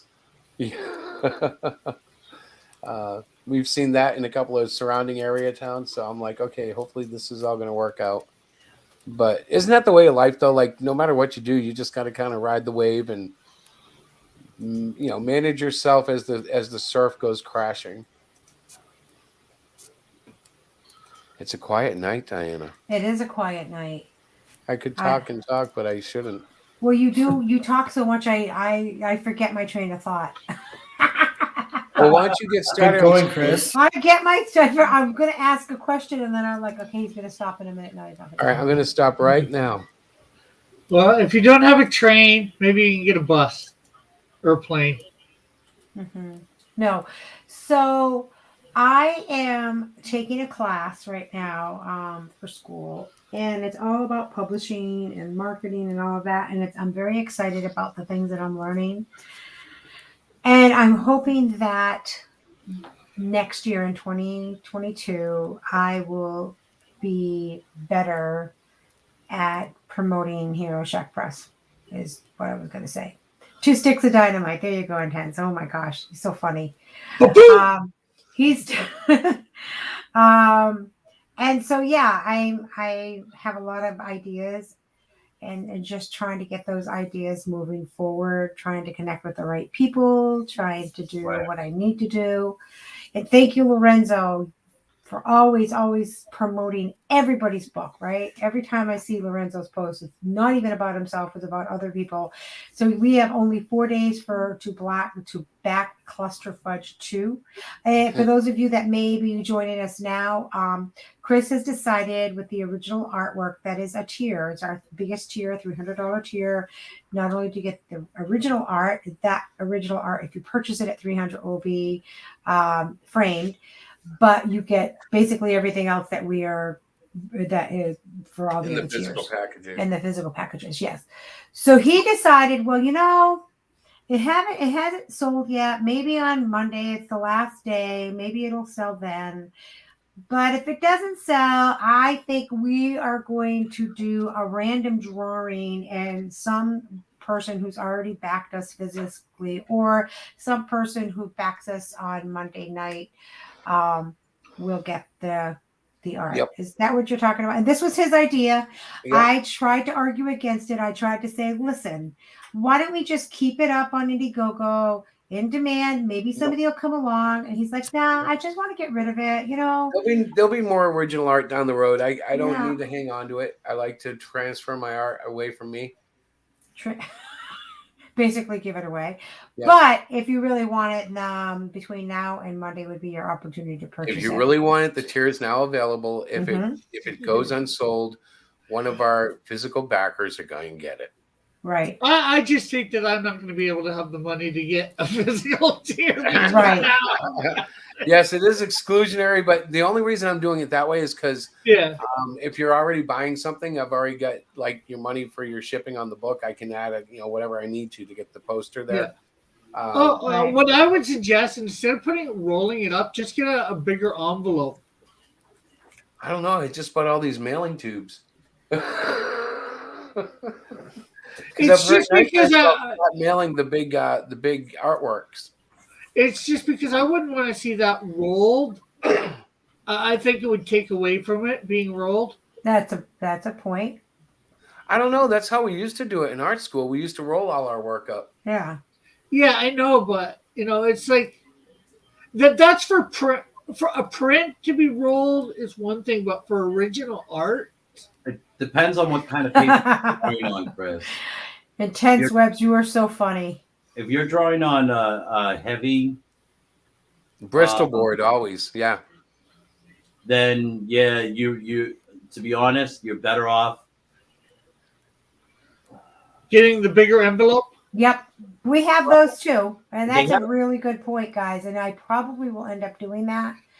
One of the things that I want to invest in is they have these things called top loaders, and they're like you know how like they have for the but bigger. Yeah, John Dillard usually puts stuff in those when he's shipping things. Now they are expensive. So like you would have to adjust your shipping costs and factor it into your pricing and stuff. What are they called? They are expensive. Top loaders? Yeah, they're 11 by 17 original art top loaders. I'm writing it down. There's a couple companies that make them. I think Blue Line has a version of them. Yeah. And sometimes you can get them at a cheaper price. Sometimes they're as expensive as almost $10 a piece. But so like for me, what it costs for what I usually send stuff out in for all the packaging and everything, I'm usually spending about $4 to $5 on that material anyways, each package. Right. And then I cross my fingers and pray that they don't just try and snap it in the middle. You know what I'm saying? Right. So yeah, that's why any big artwork or whatever artwork I usually put in between two pieces of foam board, make it really hard for them to. Yeah, I use styrofoam actually is what I use. I use styrofoam and one rigid piece of cardboard, but the styrofoam, when you've got it in the envelope and you've got, because I use these Mylar envelopes, and then you pull it tight, it's almost like you can't break the styrofoam. So that's been working out for me, but I would feel much more at ease if I was using a top loader. You know what I'm saying? Mm-hmm. So I do believe I'm going to be doing that myself. I'm just gonna get some to have some on hand, and then I'm just gonna roll it in and adjust it into my pricing. Yeah, I've only had once where somebody's actually busted the foam board that I put art in between, and that's when I sent it to John Dillard, a piece to John Dillard, and I was like, crap, those stupid. Is this what Eric sent the Cyclopean sketch art in? A top loader? Possibly. It looks a lot like it. Yeah, it looks. It was this big plastic. Yeah, it looks like this. It must be. Yeah. Well, that sucks. I like tubes. You guys have shattered my old. That's the old days, man. That's what we used to do. We used to put everything in tubes. Yeah, well, it depends on what you do. What you're doing. The tubes are fine for the prints. Just the print, you can put them in the tube. But for the No, original you're not art, hearing me. In the old wow. days, the only thing we didn't God. mail tubed was layout art that was cut and paste because that was waxed and rubber glue, rubber cement. You also But- had to use the sun to tell the time. What's that? They also had to use the sun to tell the time with their sundials. and you used to have to hunt dinosaurs for food. So Hey I mean, man, AM Oh my radio was God, you king. guys. Do you know there was a time when the transistor radio was hi-fi? Oh yeah. Chris is so old that when God said, "Let there be light," he opened up his windows and, "Hey, keep it down up there." Yep. He is so old. the No, hair's you- coming back in though, Chris. The hair What's is that? coming back, yep. Yeah, the hair's coming back. Yeah, Yeah, it's the Samson effect, brother. Let me tell you, I know that feeling. I got the long hair myself. So Yeah. Well, it's kind of funny because people who know us day to day are kind of like, wow, your hair's really growing back fast. But it's been the way of my life. Like, I'm kind of relieved because I thought it was going to just not grow back. And it's just, no, there it is. Because I'm old. I'm like, sooner or later, it's going to quit, right? Like, let's I got hope to go not. Let's bald hope not. You know what I mean? Like, I got a full head of hair, and I'm happy for it. No grays. I'm happy for it. My brother went gray when he was in his 20s, so I'm like, he still hates me for that, you know. he still gives me shit for that, but you know, use tube, then put in a box, double packed. Yeah, Well, man. my older brother, he's gone bald on top, so it looks like the polar ice caps. Well, also the other reason I say to use a bigger envelope, because then you can put the comic in or whatever else they're getting instead of sending out 2 different packages to the same person. Oh, see, you talking about NFTs. I'll just put a shout out there for the Artifice campaign.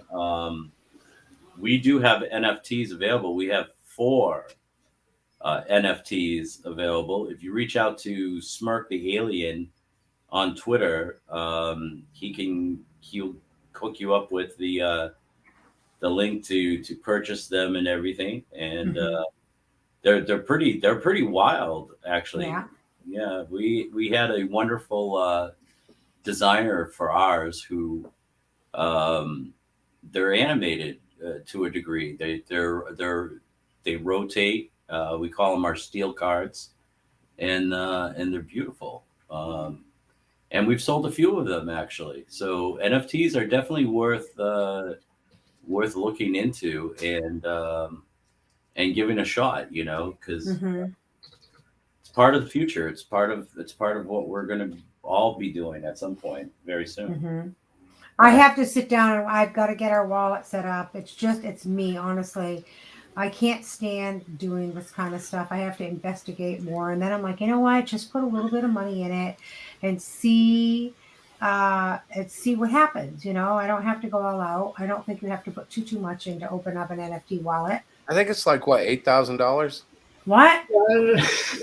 No, I don't think you have to put any money in. You just open up the wallet and then you put up a piece of art, and the wallet's more so you can get money in this case. But you're not going to be buying any. It's actually because you gotta mint the piece of artwork and everything. Yeah, I mean, it's you no do longer, have to have money for it. Yeah, it's no longer in the $10,000 range. It's more like 5 or 6 thousand. Oh yeah. I mean, it's real cheap. What? Wait a minute. Wait, you're telling me to get a wallet? I need $5,000. Wait a second. Now my camera's coming on now. That is not. Are you sure? They're playing with you, Diana. You actually brought Look it down at Chris's. You brought it down in price and everything, honey, and you still got upset. Because I didn't think you needed. Where's Intense at? He knows all about this stuff. He abandoned us just when I had a question. Honestly, guys, if you want to know like the ins and outs on all of it and how to do all of it, reach out to Smirk the Alien. Just send out a feeler to him, and he will get you the information you need. Well, let me knows- explain something to he knows everybody, just so you guys can know. And this is a very poor position for any artist to take. But I just want someone to come along and be my agent, and preferably have it be my wife, so that all I do is, like, she will say, draw something that we can put on NFT, and I'll draw it, Basically, and that's she what's can run being with done it, and now. I just go, He doesn't how's want to the do anything with that. He doesn't yeah, even care. I want to stay away from it for one reason. It's because I've seen what it's done to a couple of my acquaintances in the art world, to where they've become obsessed with drawing these things because they're making hand over fist. Well, And I nothing wrong get with it, that. but I'm like, it's not so fun. It's not a comic book. It's not. Oh my I know. God. I know. It's just pinup art. Yeah, and it's That's the not thing even too, good you have pinup to- art. one Like of the most things- of this shit. One of the things you have to recognize is this, right? So, the market that you're selling NFTs to is most certainly not going to be the same market that you're selling your comics to, because for the most part, most of the people who are into the crowdfunded comics, they want something physical. They're paying for something physical. They're usually older guys that are not so hip on the new crazy fads like NFTs and crypto, this and that. And so you have to reach out to look to see where you can post advertising for the people that are into NFTs in crypto. Yeah, I can't see myself ever buying an NFT, because to me it's like just a digital image with some, like metadata. It took me a while to understand the value, and the value is all definitely connected to a network that says it's got value. In other words, it is just a metadata JPEG or PNG or whatever you want to call it, until you apply it to this database that holds all the value. And in that database, they've got an economy that's running, through all these NFTs being sold back and It's a forth. fad. Well, it could be a fad, but it might also extend outward.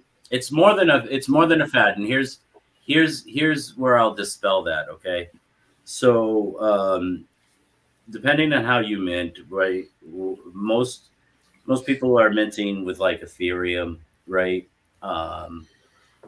And so you're actually there's an initial cost of the mining, right? And then you set your price in the process. I don't know about, you'd have to ask somebody who does, but in that you set the price for it, right? And then it grows in value with the Ethereum, right? So like when that as the Ethereum increases, the value increases. Right, exactly. So it actually is, even though it's like somebody would buy it and they would put it in their wallet, right? Their crypto wallet. That actually holds value. So it's the same as holding cryptocurrency itself. Right. So that's in the context that it will always have that value, whatever the value of the crypto is, right? But then you have the ability to say it's worth this much in sales, because it's limited, because you have this character, that character, whatever, you know what I'm saying? It's related so also you have to how flexibility. But isn't it also related to when you mint it, how common you make it versus how rare you make it? Like you could mint up like 100 copies versus 10 copies and really change the value of that. Exactly. Right. Yeah. Like I said, for me, buying a digital thing like that, I can't see ever spending, I'm with you. I don't see the value in it yet, but I do understand, at least I'm starting to understand the frameworks of where the value is being drawn from. Well, it's just, it sounds crazy to me. It's like, what? I just more mean it is I could have the same digital image without the metadata on my computer. Well, because we're looking at it as art, and they kind of look at it more like almost It's like an if it was investment. jewelry. Right? Like It's, if you were it's an buying investment, jewelry, Rick, guys. Yeah. we might not look at the jewelry and go, look at that fine quality workmanship. We're going, hey, that's 18 karat gold. I want that piece, that ring. But a jewelry collector might go, but it's artistic and beautiful. But it's also verified. It's also verified too, right? So if and so like we have these pages, right, of original art, right? Mm-hmm. Right. So if you were to rip this page out of Melvin 2, it's not going to have any value whatsoever. But if you're the owner of the original artwork, that original art page is worth a lot more than even what the comic book is worth. You know what I'm saying?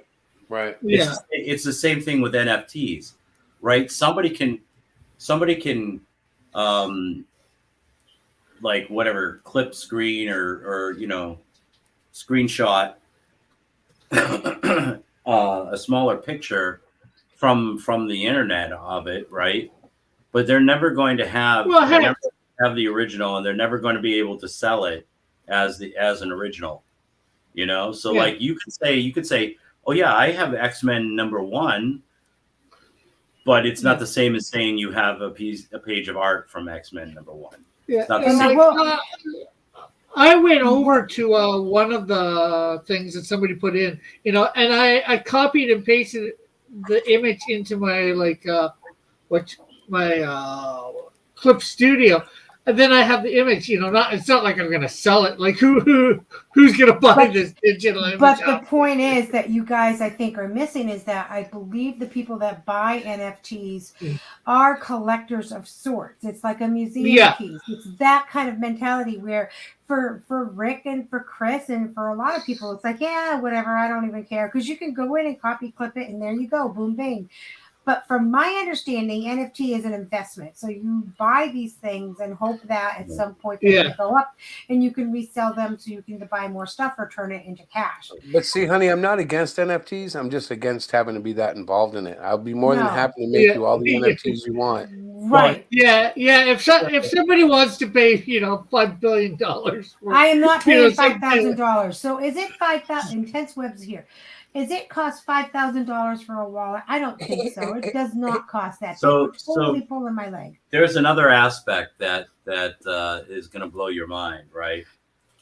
That comes into play with these NFT collectors, right? Mm-hmm. There's a thing called the metaverse, right? And it is a virtual world where people actually go on and they interact within this virtual world, the metaverse, and they'll have property, houses, buildings, whatever, and they put that stuff up as like art. We've done it in the metaverse. Smirk, and Mantis and Warlock set up a Core Comics building. And we have the NFTs up as in the building as artwork. Mm-hmm. He said it right there. That's why we linked it to the comic book property for that added layer of intrinsic value. So these are the guys that are involved in Artifice as well? Yes, Mark the Alien is the writer of Artifice. He is the brain of Core Comics. He is the I would say the captain of the ship. I'm just the guy down working in the.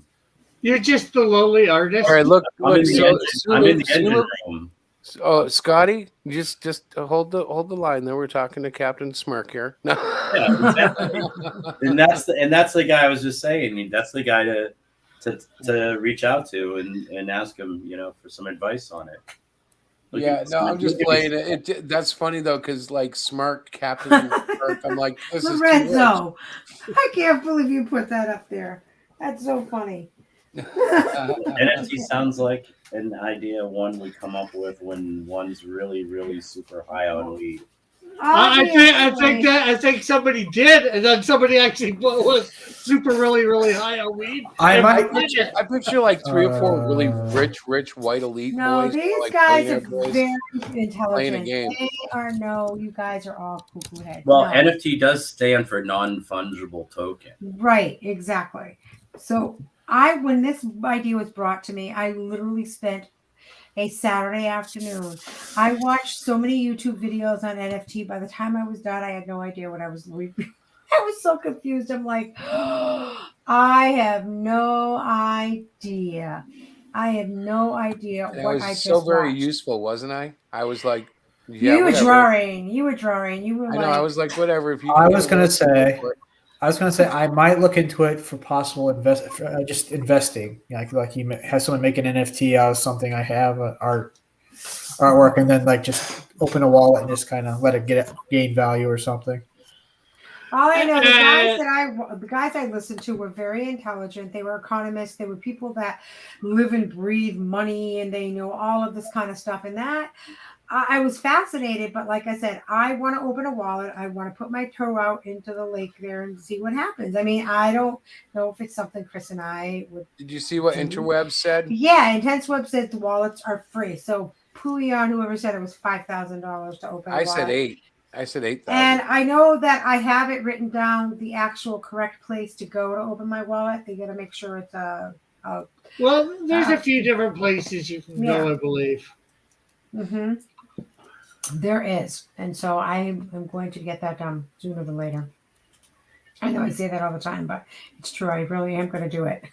One of the things that we're doing is once the physical property of Artifice is solid, it's done, it's in the books, it's printed, and all of that. One of the reasons why we're not doing digital copies of the book is because we are actually going to put it out as a blockchain. So it's going to be it's going to be a comic book worth of NFTs. Right. And that's one of the new areas that's being explored. There's a couple blockchain comic books out there, and that's one of the areas that Smirk and the direction of Core Comics that they really want to explore and get into. Yeah. But the first step is actually getting the physical product done and getting that out there. So if you're interested in that stuff, keep an eye on Core Comics and what they're doing, and because they're gonna, once Artifice is in the hands of consumers and everything like that, it's gonna move it that particular part of the property. Their plans is going to move into that next stage, the blockchain comic stage, and that's going to be very exciting. Something new.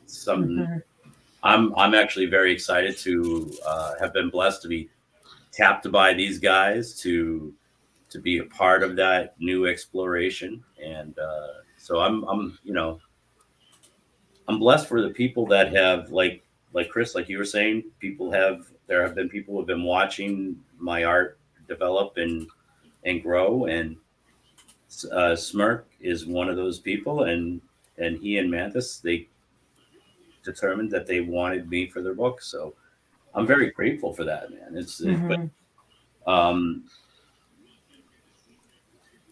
I just think, like, I agree with you, Diana. We steel sharpens steel best when we're all kind of doing it together. You know what I'm saying? Like,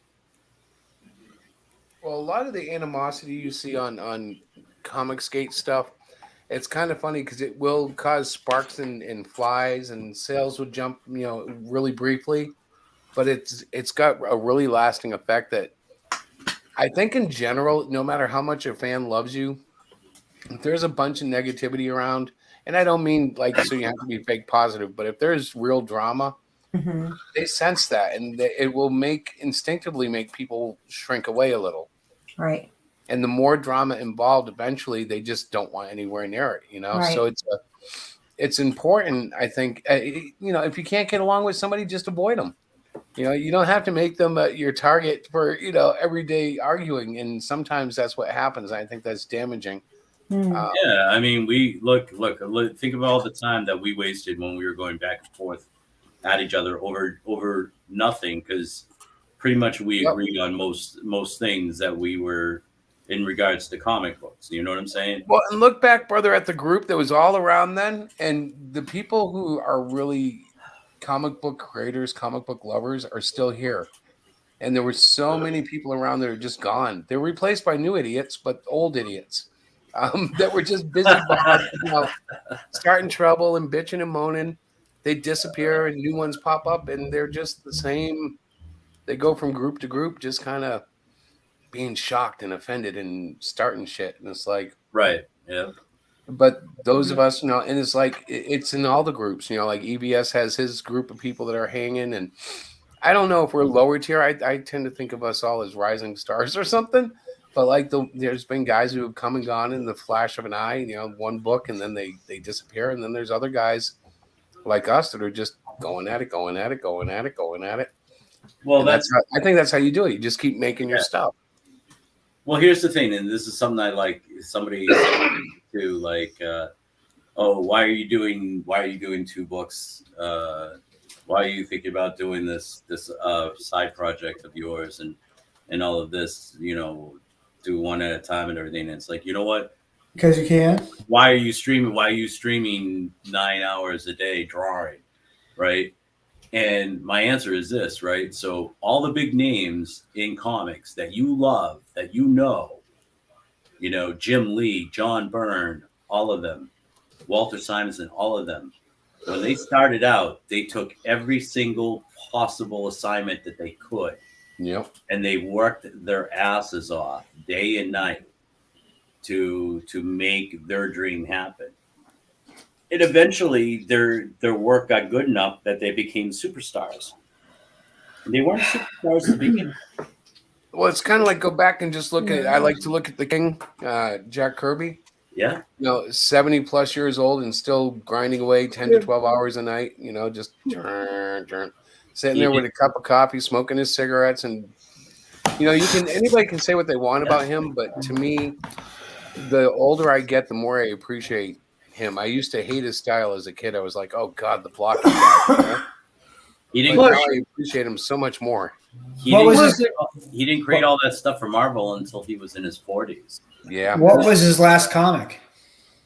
Oh, geez, I don't know for sure. Maybe New Champions, but I'm no. His last comic was Phantom Force, and that was an Image comic. Oh, how about that? I didn't know that. Inked by Rob Liefeld. I was going to say, plus with Vic, the more projects you're doing, it gives you a variety of stuff to draw, and it's giving you money. Your own project doesn't give you money at this point. Yeah, do the crowdfunding, but it's a way to pay the bills, right? Well, part of that really depends on what you need. Like Vic, I don't know. I get the sense that you're really relying on this for income, and so it's important to really do those other projects. Yes. Whereas like Diana and I have the luxury of having full-time jobs, so it's like we have the luxury of being like, no, I'm going to continue to work on Cyclopean for now or whatever we're doing. No Critical Blast. He died from old age. I agree. I mean, I agree with you, and that is actually part of the scenario I'm in, and it's a scenario that I put myself in, where it's a make it or break it kind of scenario. Yep. And I'm hell-bent and determined that I'm not going to fail. You know what I'm saying? So the only way that I can fail is if I don't put forth the effort, and if I don't pursue it with all my heart. And so that's just the course that I'm on. That's the road that I have to take, right? Yeah, there is a certain energy that comes with knowing that you need to make this work for a living. You know what I mean? Like I appreciate what you're saying there, because that is a whole different beast when you put that much into it. Yeah. And I know with myself, like I plan on at least 8 comics coming out a single time, and that's because not everybody's going to be interested in the Canadian Shield. Maybe they'll be more interested in my character Insecto. So, it's going to go around and, hopefully, give me a living and other people a living. What I'm hoping creating comics will do for me is to get me into a career instead of basically stuck in a dead end job. Yeah, same here. Hoping and praying, fingers crossed. And with the steel sharpening steel, right? Of like creators, having respect for each other and doing things to help other creators out and stuff. Look, the Canadian Shield spawned the Buckler, Yeah. So there's some royalty line there. No, that's not my. I don't want to get in the middle of that. No, me and John are good that way. The Buckler is technically his own creation, so he was just inspired by the Canadian Shield.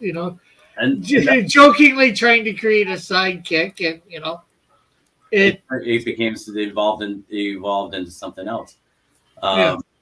Well, this is what I would say though, right? So, like, if anybody hasn't checked out the Buckler, it's still in demand on Indiegogo. He's going to have the campaign up through the end of November. You got to read this book. It is absolutely funny as shit. It really is. I mean, Dillard. I mean, not only is the art great, but Dillard is. He's quite a witty character, and he's written the Buckler is quite the witty character. It's definitely a fun book.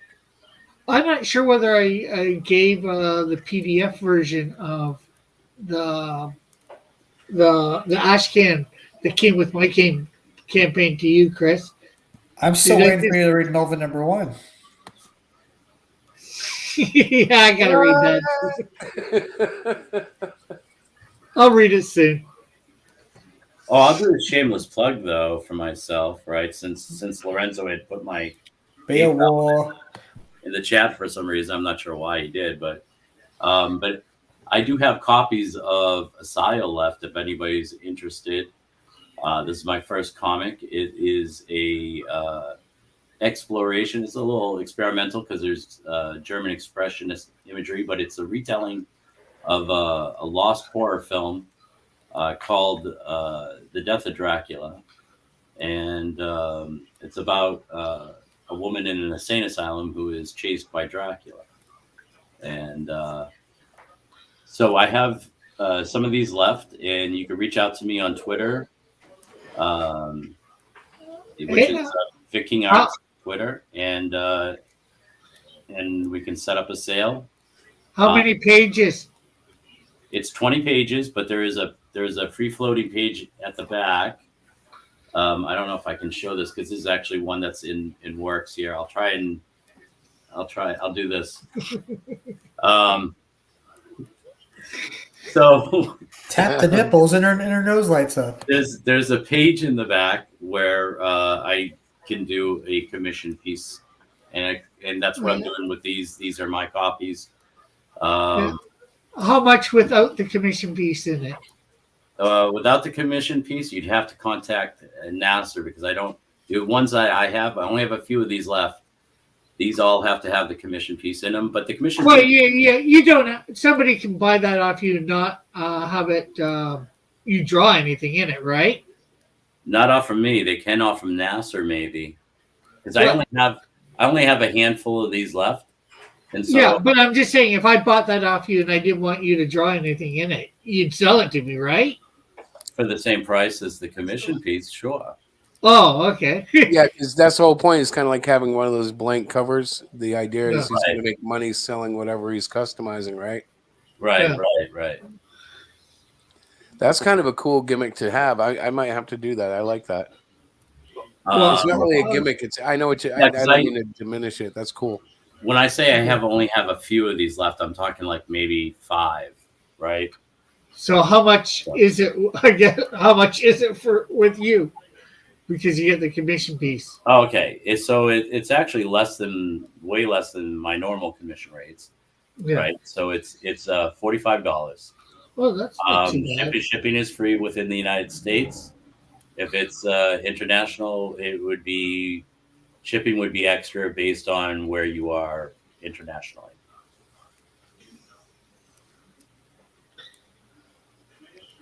Is that an NFT? No, it's not an NFT. NASA didn't make it. What does NFT mean anyway? Probably means no freaking turkey. So after I get, I know I'm taking over your show to plug myself. I apologize about that, but I'll be real quick and end it real quick. Sure, your book, ho. So just kidding. As soon as Melvin is off the table, and as soon as Artifice is off the table, production will be in full swing for Asile 2. What about Beowar? Beowar is that's the thing about Beowar. That's going to go at my pace, and the signups are on Indiegogo for it right now. But I won't put that out until I feel I'm comfortably ready to put it out and have it done by the end of the campaign. You know what the people want. The people want Beowar. People do like Beowar. So, you got to give the people what they want. Oh, man. So, I'm like starting to fall asleep, guys. I don't mean to be weird, but no, not at all, man. Not at all. It's too late, Chris. You're plenty weird. Yeah, I'm a little weird already. I get to go to work tomorrow, so I'm going to try to make sure I sleep. I haven't been to work in like almost 2 weeks. Yeah. Oh, sorry to hear that. Yeah. Well, you know what? It wouldn't have been so bad, except most of that I was too sick to do much. I tried to draw, and some of it was real crap, but some of it was really cool too. Wow. Then you went back and redrew it all. Well, nice to see you're doing better, man. Yeah. Absolutely, man. Thank you. Absolutely. It's all good as long as I don't move. Oh no. Now, you know what it is? They don't know what it was. They tested twice for COVID. No COVID, according to them. No pneumonia, according to them. Some mysterious, viral thing that exasperated my bronchitis or COPD, possibly. They don't know, really. They're guessing. And I'm like, okay, but I know what this is. It feels like COVID. It's not COVID. Okay, whatever. So they put me on all these medicines for like the last week. And when I got the steroids, that really kicked in and changed everything. And now I'm back to almost where I was. But if I push myself, it feels like I can still tell that I've been sick. So it's like, oh, shit, like, is this the COVID lung scars or because I've had COVID before and I've had pneumonia like 3 or 4 times in my life. So it's like my lungs are not the best. Both COVID and pneumonia can leave what they call lung scars. Yeah, that's it. That's one of those tough death sentence type ones. Fibers and whatnot.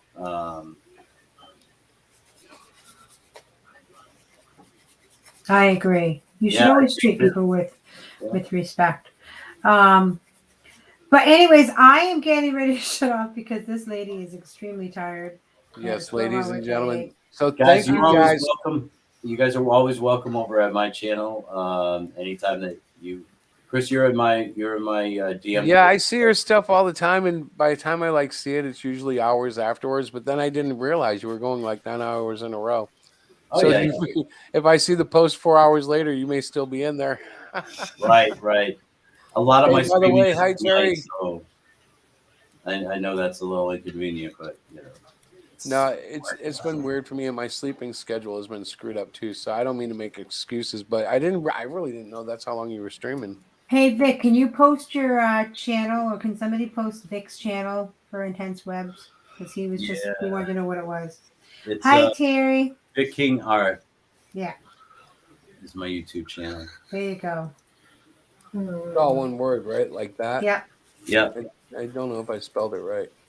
Here, I'll put it in the chat.